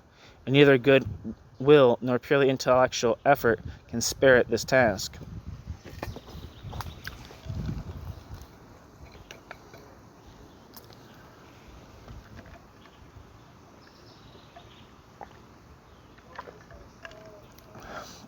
At the beginning of August, the Correspondence Committee in Brussels was reorganized into a branch of the newly founded Communist League.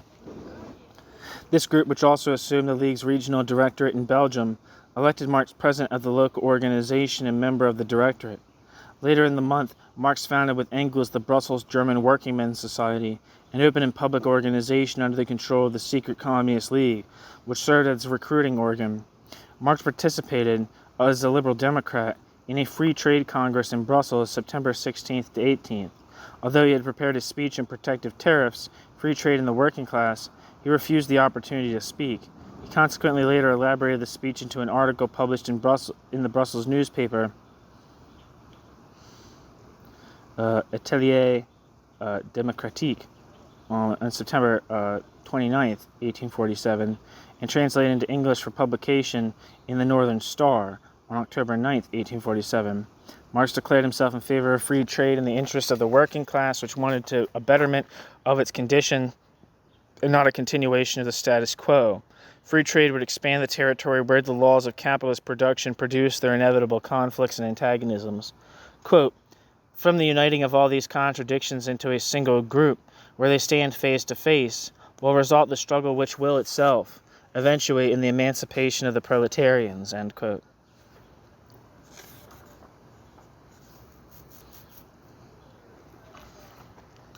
Marx was obliged to leave Brussels for a short time at the end of September. He traveled to Holland, where he again engaged in discussion with his mother's relatives on the matter of his paternal inheritance. In his absence, the Association Démocratique was founded in an effort to turn the, quote, miserable little working men's union, end quote, into an association which would rival the fraternal Democrats in scale and size. Engels was elected vice president pending Marx's return.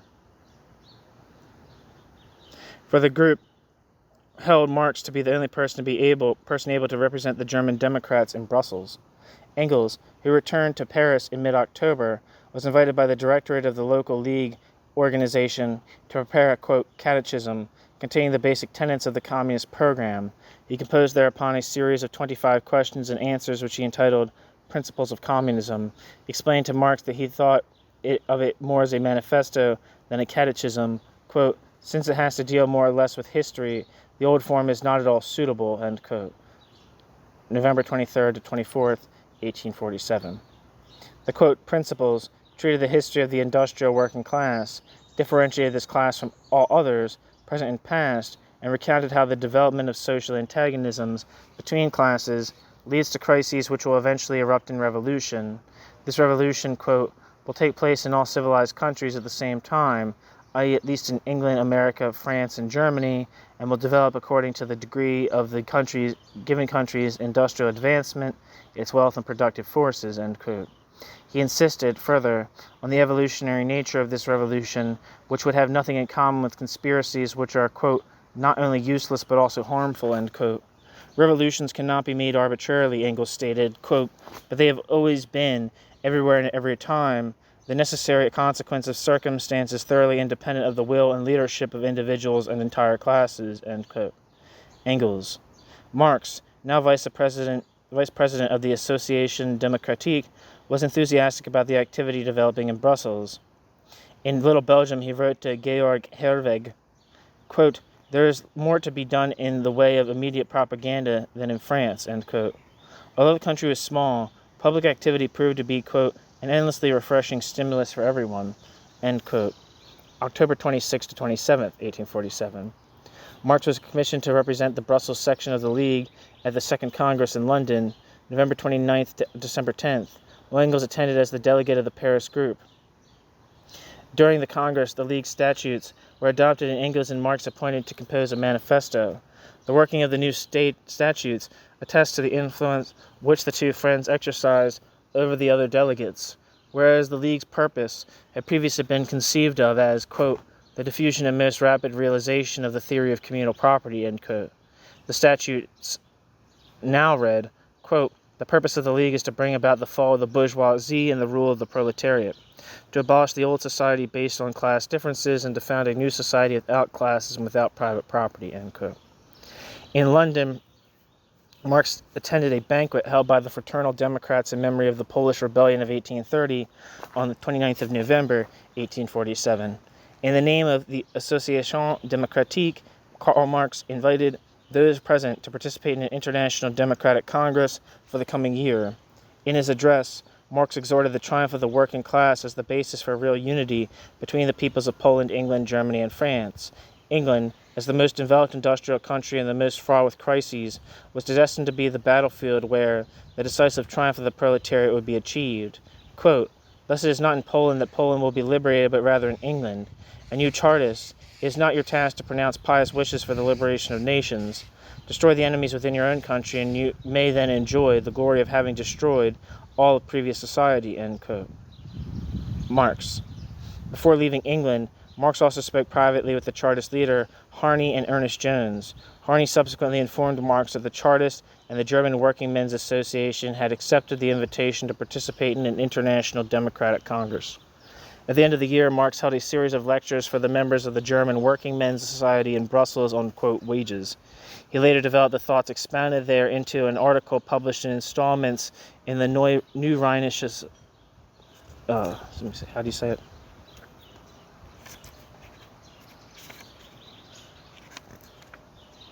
Neue Rheinische Zeitung. Excuse me. Marx later developed the thoughts he expounded there into an article published in installments in the Neue Rheinische Zeitung beginning in April 1849. Among Marx's posthumous manuscripts, a paper was found which is assumed to be a preparatory draft for one of these letters. Here Marx exposes the fundamental relation between capital and labor, which is both a negative and a positive aspect. On the one hand, capital engenders the misery of the working class.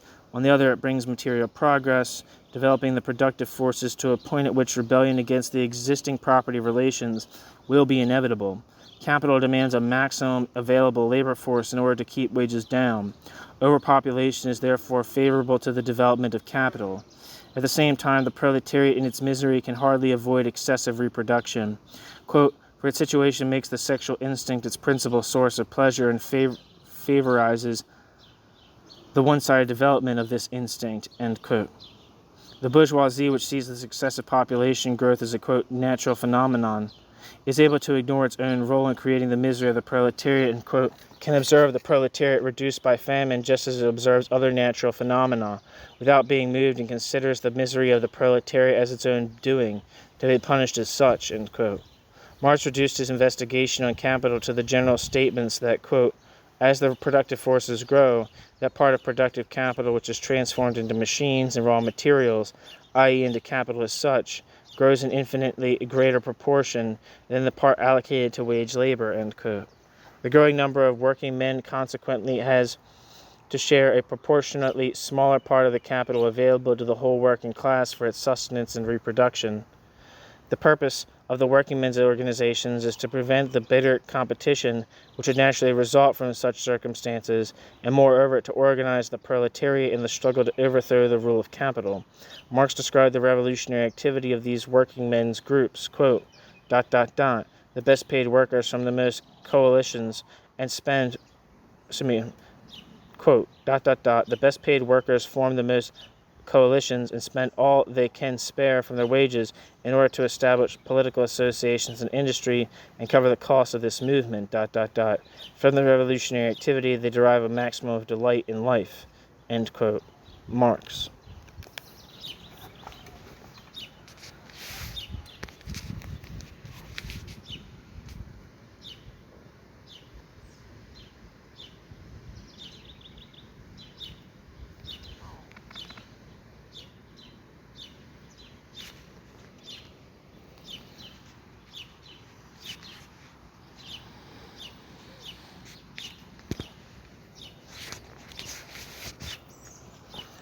New section, 1848.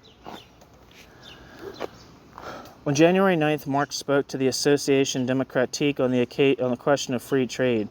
His speech, published by the association in February as a separate pamphlet, was reported in the Deutsche Brüsseler Zeitung to have made that meeting one of the most interesting held. Marx defined free trade as, quote, the freedom for capital to crush the working man, end quote. Protectionism, however, was no better. While furthering the development of particular industries in one country and promoting free competition, protectionism still left the country dependent on universal trade and therefore on the free exchange system. For capital to grow and produce the class conflicts which would lead ultimately to social revolution, there must be free exchange on the widest possible basis. Quote, if capital remains stationary, industry will not simply remain at a standstill, it will decline, and its first victim in this case will be the working man, end quote.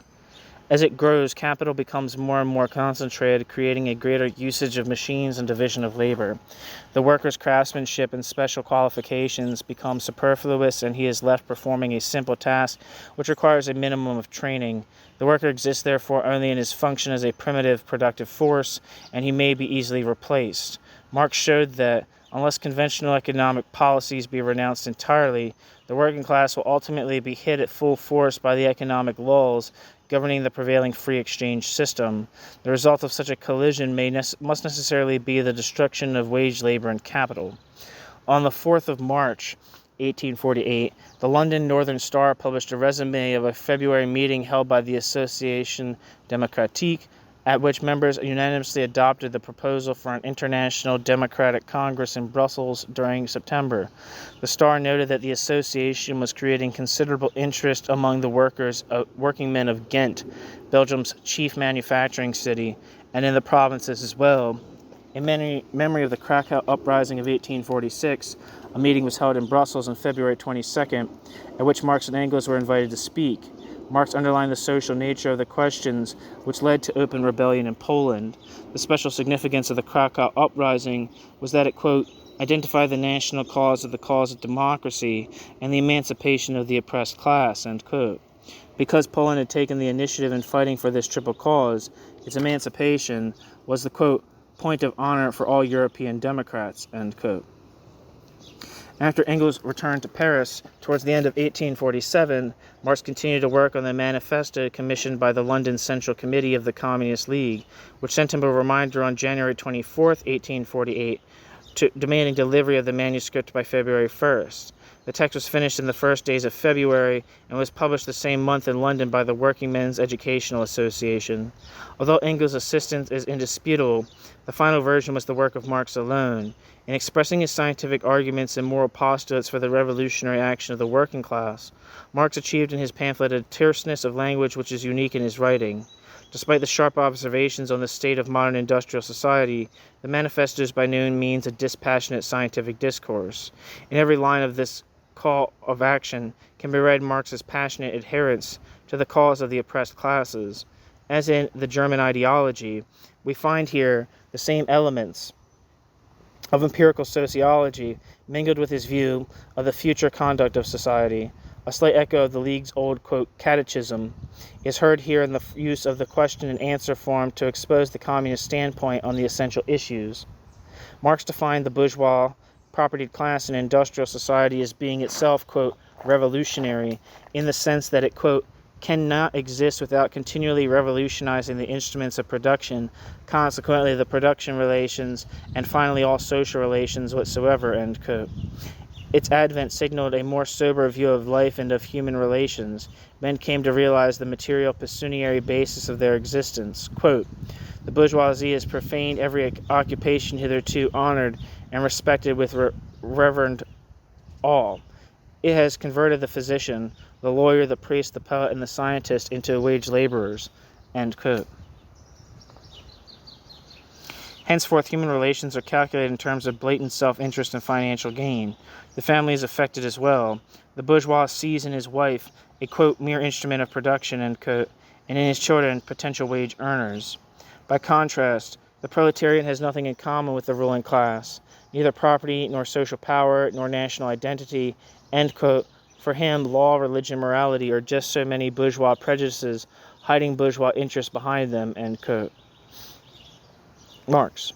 The proletarian lives at a mechanistic level of existence, since the work demanded of him requires only the simplest and most monotonous of efforts. Deprived of the opportunity of expressing himself as a human being in his entirety, the working man is deprived of his individuality.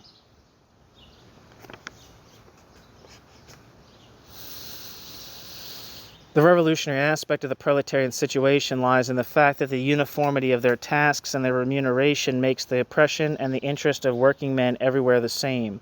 Moreover, the bourgeoisie, which is dependent on the masses for support in the struggle against the vestiges of feudalism or against rival ruling classes in other nations, grants it certain political freedoms and a general education, important aids for its struggle against the bourgeoisie. The industrial development process leads inevitably to crises of overproduction, while the bourgeoisie overcomes only by recourse to the opening of new markets or the destruction of productive forces. The final crisis will come, however, when markets can no longer be extended and new territory is discovered. It will then be the proletariat which takes into its hands the reorganization of society. Quote, what the bourgeoisie therefore produces above all else is its own gravediggers, end quote. Basing himself on Engels' quote, principles of communism, Marx enumerated 10 measures which the proletariat would employ during the transitory period of reorganizing social and property relations with the ultimate goal of eliminating class distinctions, the first step towards a communist society. Quote, in place of the old bourgeois society with its classes and class antagonisms, we shall have an association in which the free development of each individual is the condition for the free development of all, end quote. Marx. The measures which Marx set down included expropriation of landed property and abolition of inheritance rights, state monopoly of credit, means of transport, communication, heavy progressive income tax, equal obligation to work for all, and the combination of education with industrial production, cultivation of wastelands, and the abolition of the distinctions between town and country. The fundamental issue in the actual proletarian struggle is one of property understood as bourgeois property, i.e., of capital.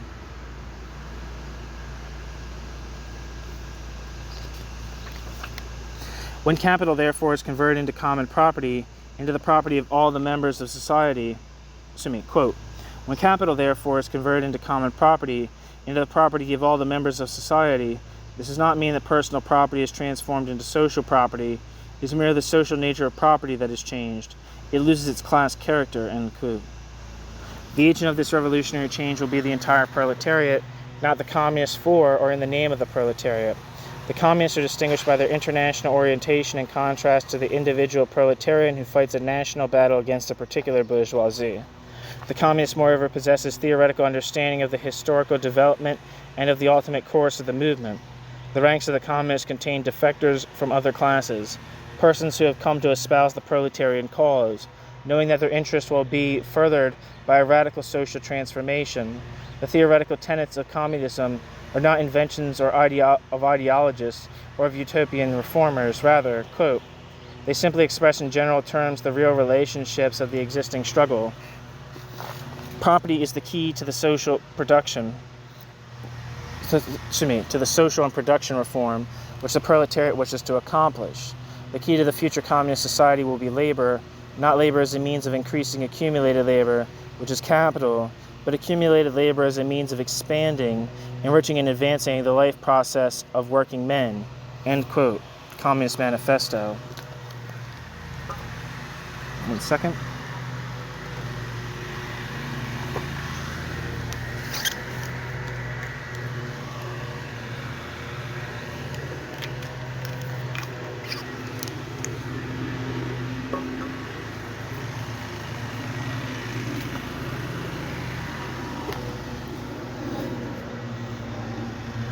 A fortnight before the manifesto appeared in London, Marx collaborated on a reply of the Association to the Fraternal Democrats, congratulating the English Chartists, quote, for steps taken, to arrive at last at a close alliance between the Irish people and that of Great Britain, end quote, an important advance of the democratic cause. At the end of February, preparations were underway in Brussels to stage an armed Republican uprising. The immigrants added moral and material assistance to the movement, and Marx, who had recently come into part of his paternal inheritance, was able to help financially. The association, enthused by the revolutionary events in France, addressed a letter to George Harney of the Northern Star and to the Fraternal Democrats, declaring that in Belgium efforts were made for, quote, peaceful but energetic agitation in order to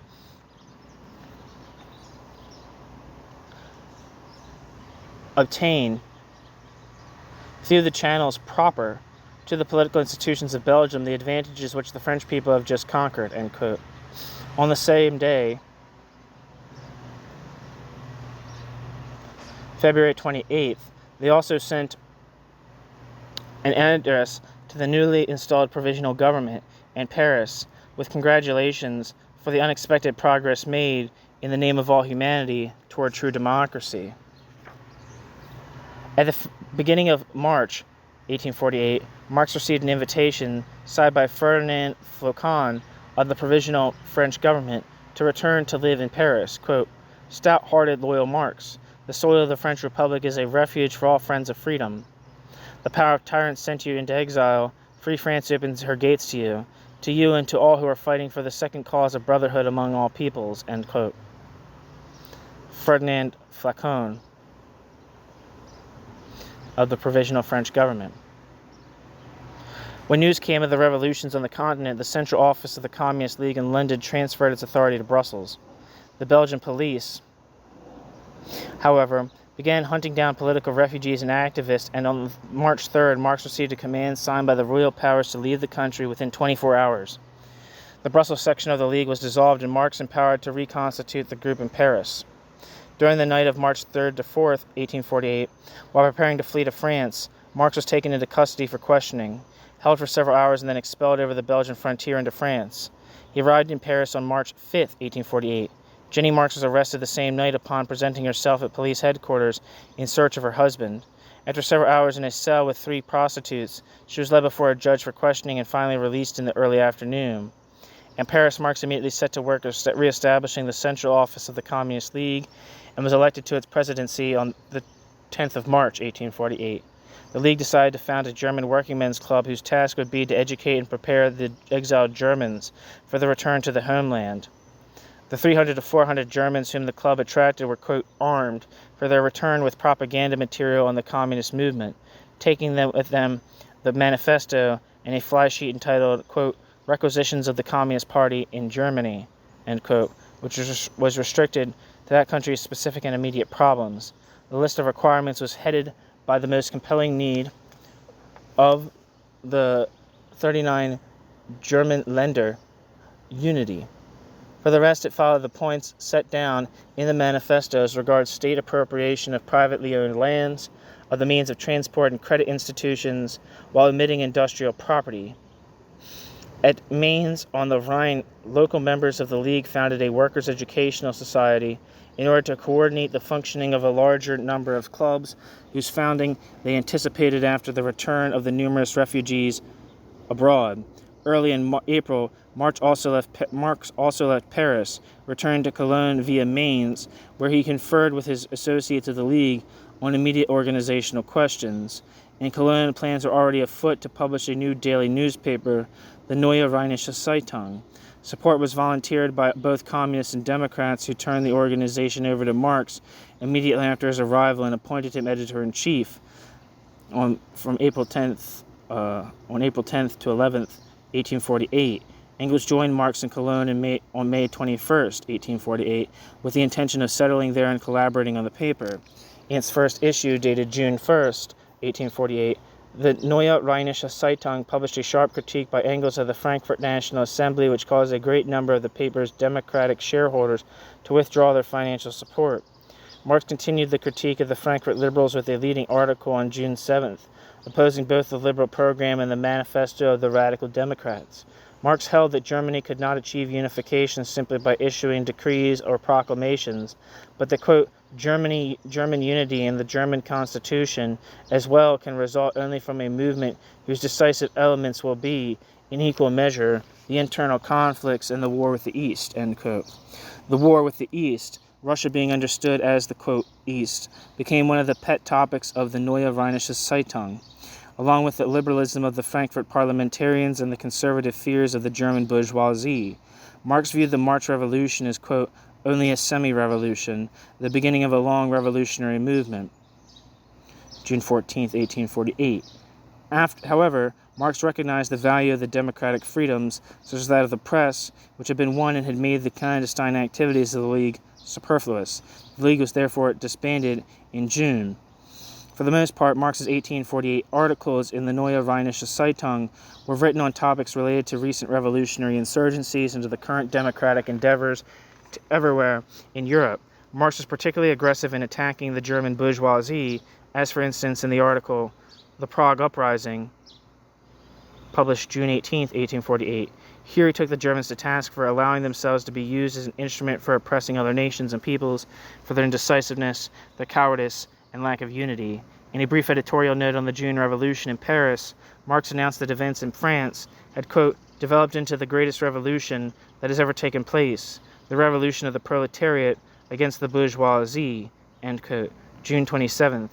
The following day, an article appeared by Marx which compared the battles of the Parisians with that of the Roman slaves during against their masters, and with the 1834 insurrection in Lyon. This standpoint again aroused the displeasure of a large segment of the paper's financial backers, who quickly withdrew their support.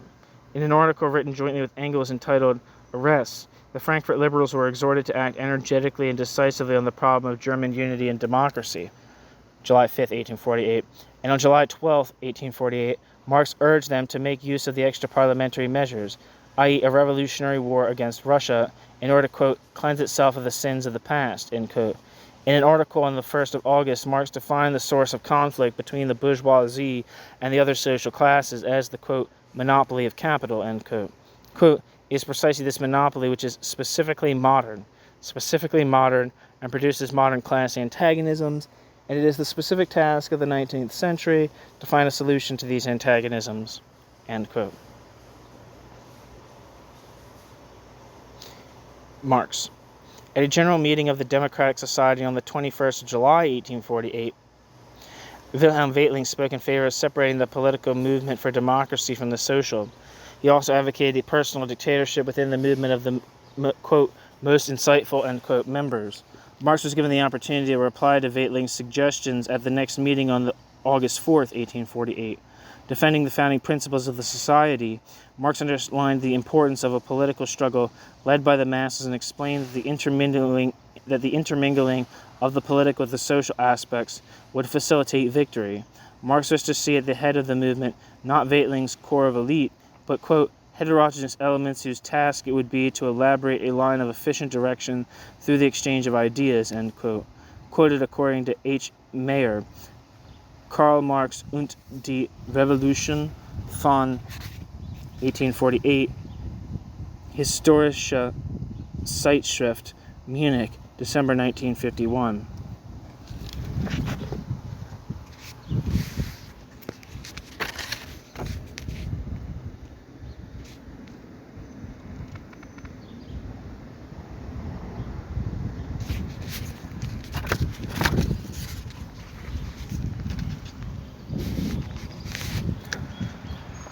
Having been without nationality since he renounced his Prussian citizenship in 1845, Marx applied for the citizenship of the city of Cologne.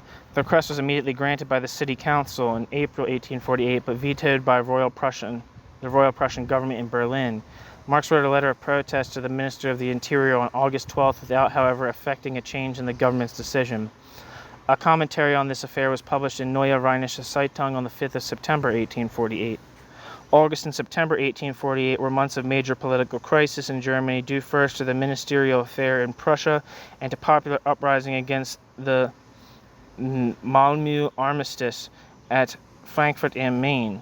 During this period, Marx traveled to Vienna and to Berlin on a double mission, August 23rd to September 12th, 1848. While establishing contacts with left-wing German Democrats and the Vienna working men's organizations, Marx also made efforts to raise financial support for the Neue Rheinische Zeitung. In Berlin, he spoke with Karl Ludwig de Ester, Gustav Julius, and Jung, met with his friend of university days, C.F. Kupen, and with Bakunin. In Vienna, he conversed privately with leading radicals of the revolutionary movement and addressed the working men's organizations and democratic societies. He lectured on wage labor and capital to the First Vienna Working Men's Club on September 2nd. Following his return to Cologne, Marx wrote in the Neue Rheinische Zeitung that in Prussia, a potentially revolutionary crisis was building which would lead to the, quote, unavoidable war with Russia.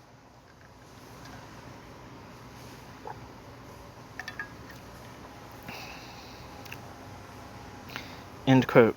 September 14th, 1848. When news of the street battles in Frankfurt reached Cologne, the paper published a proclamation in favor of the rebels and solicited subscriptions to support the rebels and their families. September 20th, 1848. Fierce similar battles led the authorities in Cologne to declare the city in a state of siege on September 27th, 1848. All democratic institutions and organs were suspended indefinitely, including the Neue Rheinische Zeitung, and other measures were taken by the military in order to repress popular democratic sentiment. 4 of the paper's editors, among them Engels, fled Cologne in face of threatened police prosecution and sought asylum either in Switzerland or Paris. The state of siege persisted until October 3rd, but financial difficulties kept the Neue Rheinische Zeitung from appearing before the 12th. The paper continued its energetic support of revolutionary activity. On the 1st of November, it published a call for volunteers to constitute a corps, which would be sent to aid the revolution in Vienna. Marx followed closely in his articles the events of the Austrian capital and, when defeat was imminent, concluded that the German bourgeoisie was incapable of emancipating itself from feudal aristocratic domination, and that democracy would triumph only in a struggle against the bourgeoisie. He saw but one way left to achieve a social revolution. Quote, there is but one means for shortening, simplifying, concentrating the murderous death pangs of the old society and the bloody labor pains of the new. Only one means, revolutionary terrorism. Only one means, revolutionary terrorism, end quote. November 7th, 1848.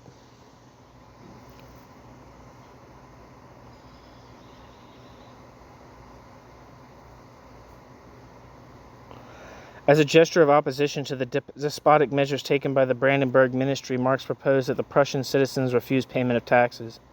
On November 15, 1848, the Berlin National Assembly actually issued a proclamation to withhold all further payment. The Neue Rheinische Zeitung urged its readers to support this measure and to form local militias paid for by the communities or by donations. In the, quote, Bourgeoisie and the Counter-Revolution, which appeared during December, Marx reviewed the stages of the revolutionary movement in Prussia. Again, he stigmatized the cowardice and indecision of the German bourgeoisie, which had caused it to betray both its own revolution and its allies and the other classes who were all struggling to overthrow feudal rule. The choice was now clear, either a feudal absolutist counter-revolution or the social republican revolution. There could be no reckoning with a, quote, purely bourgeois revolution, end quote. For the coming year, Marx predicted, quote, revolutionary insurgency of the French working class, world war, end quote. January 1st, 1849. New section, 1849. Under Marx's editorship,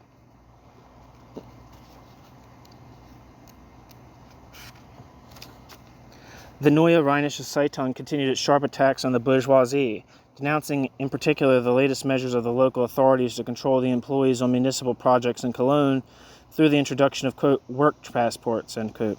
Marx termed this a, quote, historical document of the cynicism of the German bourgeoisie, end quote, evidence that the Germans were in no way inferior to the British in their, quote, brazen mistreatment of the working class, end quote.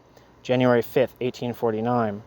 Seized by an irrational fear of the revolution which it had itself prepared through industrial development, the bourgeoisie now permitted a constitution to be passed which ignored the demands of democracy entirely and drove, quote, the entire nation back into medieval barbarism, end quote. January 22nd, 1848. The March Revolution had produced, in Marx's view, only counter-revolution, quote, the most extensive, most decisive, the bloodiest and most violent, end quote, of all history, January 28, 1849. However, it was soon to produce a reaction as well, quote, a new universal and victorious counterblow, end quote, to be struck by the, quote, three most radical and most democratic classes, end quote, the petite bourgeoisie, the peasantry, and, quote, the specifically red class, end quote, the proletariat in concert, February 1st, 1849. While Marx was assailing the German bourgeoisie, Engels wrote an article against the, quote, Slavic barbarians, end quote, in which he sanctioned the use of, quote, red terror to avenge the oppression of the Magyars by the Slavs, January 13th, 1849. On January 15th, 1849, at the committee meeting of the Working Men's Club, Marx attempted to persuade the members to participate in the coming parliamentary elections.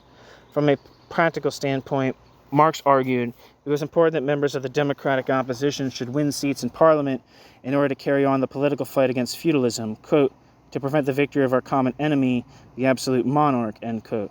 Marx, January 21st, 1849. The Neue Rheinische Zeitung went to court twice in February. As one of the accused parties, Marx spoke for the defense on February 7th against charges of libeling a public servant, and the following day against charges of inciting to open rebellion. In the first speech, Marx pointed out that freedom of the press in Prussia was in grave danger if the government could prevent news organs from openly and accurately reporting events which might in some way detract from its self-image. He closed his speech with an analysis of the abortive March Revolution, which had failed because, quote, it merely reformed the highest political echelons and left untouched the lower strata supporting them, ... The first duty of the press, therefore, is to undermine the entire foundation of the existing political structure. To undermine the entire foundation of the existing political structure. End quote. Marx, Neue Rheinische Zeitung, February 14, 1849. The charges of incitement to rebellion were based on the paper's appeal, dated November 18, 1848, urging the citizenry to refuse to pay taxes and to offer armed resistance to the government. Marx took the stand that it was the state and not the people which had broken the laws. The people were being called upon to defend the laws. Moreover, the people possessed the right of resisting certain laws which maintained the social interest of an era that was now past and of classes that were in decline. Quote, law must be based on society. Law must be the expression of common interests and needs which arise from the particular means of production and must therefore be opposed to the particular will of each individual. End quote. Marx, Neue Rheinische Zeitung, February 25th, 1849. As soon as law ceases to reflect the existing social relations, it loses its validity. Quote, it is no more than a wad of paper, end quote. The accused were cleared of charges in both instances. Provoked by the apologetics of the Chronological Zeitung in defense of Germany's liberal bourgeoisie, Marx wrote an article in which he categorically rejected the notion that any revolution, present or future, would be based on the struggle between bourgeoisie and feudal absolutist monarchy. The bourgeoisie was clearly not on the side of democracy, and therefore the revolutionary combat would result from the opposition of republicans and absolutists. February 11th, 1849. During February, a two-part article by Engels entitled The Democratic Pan-Slavism was published anonymously in the Neue Rheinische Zeitung. Engels pilloried Bakunin's sentimental, romantic plan for an alliance of independent Slav nations and remarked that only the Russians, the Poles, and perhaps the Turks could expect to have a future as independent nations. The remainder of the Slav peoples lacked an independent history and the viability needed to achieve self-sufficiency. Moreover, since political centralization would be necessary for the girth and stability of the larger nations, the smaller Slav groups would have to be subjected to their domination. Hatred of the Slav peoples, the Russian, Czechs, and Croats, had always been, and still was, quote, the first revolutionary passion of the Germans, end quote. Engels added. Hatred of the Slav peoples, the Russians, Czechs, and Croats, had always been and still was the, quote, first revolutionary passion of the Germans, end quote, Engels added. Revolution must therefore be carried out by the Germans together with the Poles and the Magyars using the, quote, most decisive terrorism, end quote, against the Slavs. Quote, we know now where the enemies of the revolution are concentrated, in Russia and in the Slav lands of Austria, end quote, he concluded. February 16, 1849. In February, Marx and about 10 other communists in Cologne met with Joseph Moll, emissary of the German refugee communists in London, to discuss the possibility of reorganizing the League. Marx rejected the statutes proposed by Moll on the grounds that the League's purpose, as stated there, creation of a, quote, unified, indivisible social republic, end quote, was not communist, and that moreover, that the statutes had a rather conspiratorial slant. The leftist journal Freiheit, Arbeit, organ of the Cologne Working Men's Club, accused Marx on February 25, 1849, of working contrary to the interests of the revolutionary proletarian party and of, quote, not being seriously concerned with the liberation of the oppressed, end quote. On March 18, 1849, the Neue Rheinische Zeitung announced that this year it would celebrate not the anniversary of the March Revolution, but that of the bloody and unsuccessful June uprising in Paris. Marx's orientation now shifted from the radical elements of the bourgeoisie to the proletarian groups, whose revolutionary movement he began to support and practice to the exclusion of all others. Recognizing that the presence of many heterogeneous elements within the various democratic groups hindered their practical action, Marx resigned from the Rhenish District Council of Democratic Organizations but retained his membership in the Working Men's Club. The Neue Rheinische Zeitung published from April 5th to 11th Marx's study on wage labor and capital, based on his lectures for the Brussels Working Men's Association. As Marx remarked in the introduction, these pages were intended for the workers themselves, for those who are ignorant of the jargon and concepts of bourgeois political economy. In contrast to the latter, Marx presented the economic relations of present society not as absolute, eternal and immutable phenomenon, but as relations founded at a specific level of industrial development, and proposing a class which possesses nothing but its own labor power. He explained for bourgeois society the relation between capital and wages, which are the price paid for a certain number of hours of labor power.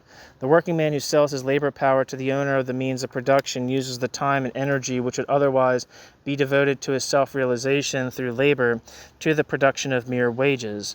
He earns, in so doing, the means of subsistence for a life which begins effectively after his labor has ceased and which is thus reduced to his hours of sleep, eating, and recreation. Quote, 12 hours labor does not have meaning for him as weaving, spinning, drilling, etc., but as earnings which bring him to the table, to the public house, into bed. If the silkworm were to spin in order to be able to continue its existence as a caterpillar, it would be a perfect wage earner, end quote. Marx, 1849. Capital is accumulated through the consumption of living labor and grows only when its power increases in relation to the wages paid the worker. While bourgeois economists maintain that the interests of capital and those of the wage earner are identical, Marx revealed that the very opposite is true.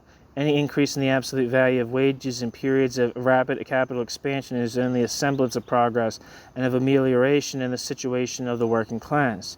In reality, the only change that is that the working class labors under more favorable conditions at its task of enriching the capitalist class, and therefore seems, quote, content with forging for itself the golden chains by which the bourgeoisie drags in its toe, end quote. Marx, 1849. On April 14th, Marx set out on a propaganda trip through Westphalia and northern Germany to solicit funds for the Neue Rheinische Zeitung.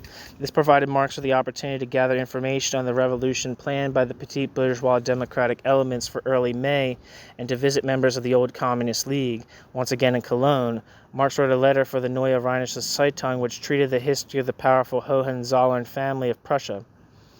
Its success, Marx showed, and preeminence in political affairs was achieved through the use of violence, breach of treaties, inheritance swindles, treachery, and servile obedience to Russian despotism. May 10th, 1849. On the 16th of May, Marx received a royal order demanding his expulsion from Prussian territory on the grounds that he had abused the government's hospitality with articles inciting to open rebellion against the existing state. Neue Rheinische Zeitung, May 19th, 1849. The last issue of the Neue Rheinische Zeitung appeared on May 18th and was printed entirely in red. The editors appealed to the working class of Cologne to resist any attempted putsch under present militarist conditions and warned them against the perfidy of the bourgeoisie. In his lead editorial, Marx recounted the principles which had guided the paper since its founding. The Neue Rheinische Zeitung had worked towards undermining the foundations of the existing order. It had spoken out for the social republican revolution and for the use of revolutionary terrorism as a means for achieving a new social republican order. The spirit of the Neue Rheinische Zeitung had been the spirit of the June Revolution. In closing, Marx recalled the motto of the paper on January 1st, 1849, the Revolutionary War against Russia and the creation of the, quote, Red Republic in France. Neue Rheinische Zeitung, May 19th, 1849. Their editorial duties at an end, Marx and Engels left Cologne on May 19th, accompanying Marx's family to Frankfurt, where they were received by the Wedemeyer family. From there, the two men journeyed throughout the Rhineland, conferring with left-wing members of parliament. Their plan was to gather support for an insurrection at Frankfurt and to have the militias of Baden and Palatinate come to protect the assembly, but they failed to arouse sufficient interest among the hesitant and indecisive Democrats of Karlsruhe and Mannheim and Speyer. Or Speyer, actually, is probably how it says. About June 1st, 1849, Marx obtained a mandate from the Palatinate which enabled him to leave the Rhineland for France. Engels remained in Bingen on the Rhine, where he joined in the revolutionary campaign of the Baden army. Marx arrived in Paris about June 3rd and immediately contacted his former associates of the League, members of the secret working men's societies, and his friend Heine.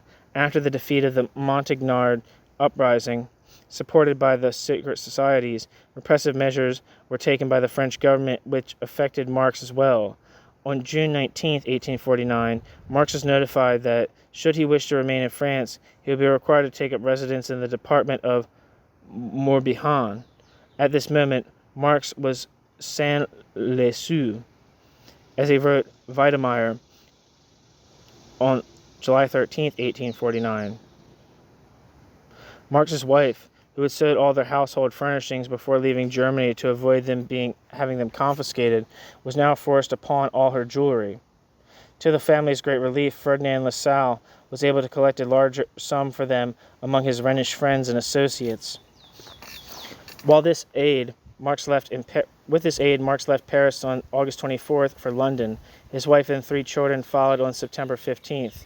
In a letter to Engels shortly before his departure, Marx predicted that revolutionary agitation would soon reach a climax in England, thanks to the Chartist bourgeois coalition. With this prospect and the promise of financial support to found a new German review, Marx urged Engels to come to London as well. See August 17th and 23rd, 1849. Upon arrival in London, his first major task was to begin preparations for the aforementioned journal. He joined the Central Committee of the reconstituted Communist League and their front organization, the German Working Men's Association, both in a state of near stagnation. The Central Committee had lost contact with most of the associated groups and consequently lacked an organization. Together with several other German communists, Marx organized an action for aid to German refugees beginning in mid-September. Jenny Marx arrived about this time in London. 6 weeks later, their second son, Guido, was born. Theodor Hagen in Hamburg, a member of the local Communist League, informed Marx about November 21st, 1849, that his efforts to find a printer and a publisher for the new review had been successful.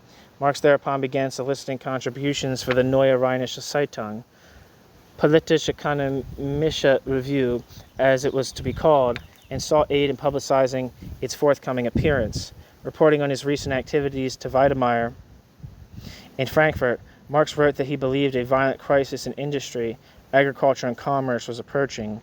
Should a revolution occur on the continent before the outbreak of this crisis, it would be an ill-timed misfortune, for the masses, momentarily content with the rising trend in trade and commerce, were not in a revolutionary mood. December 19, 1849.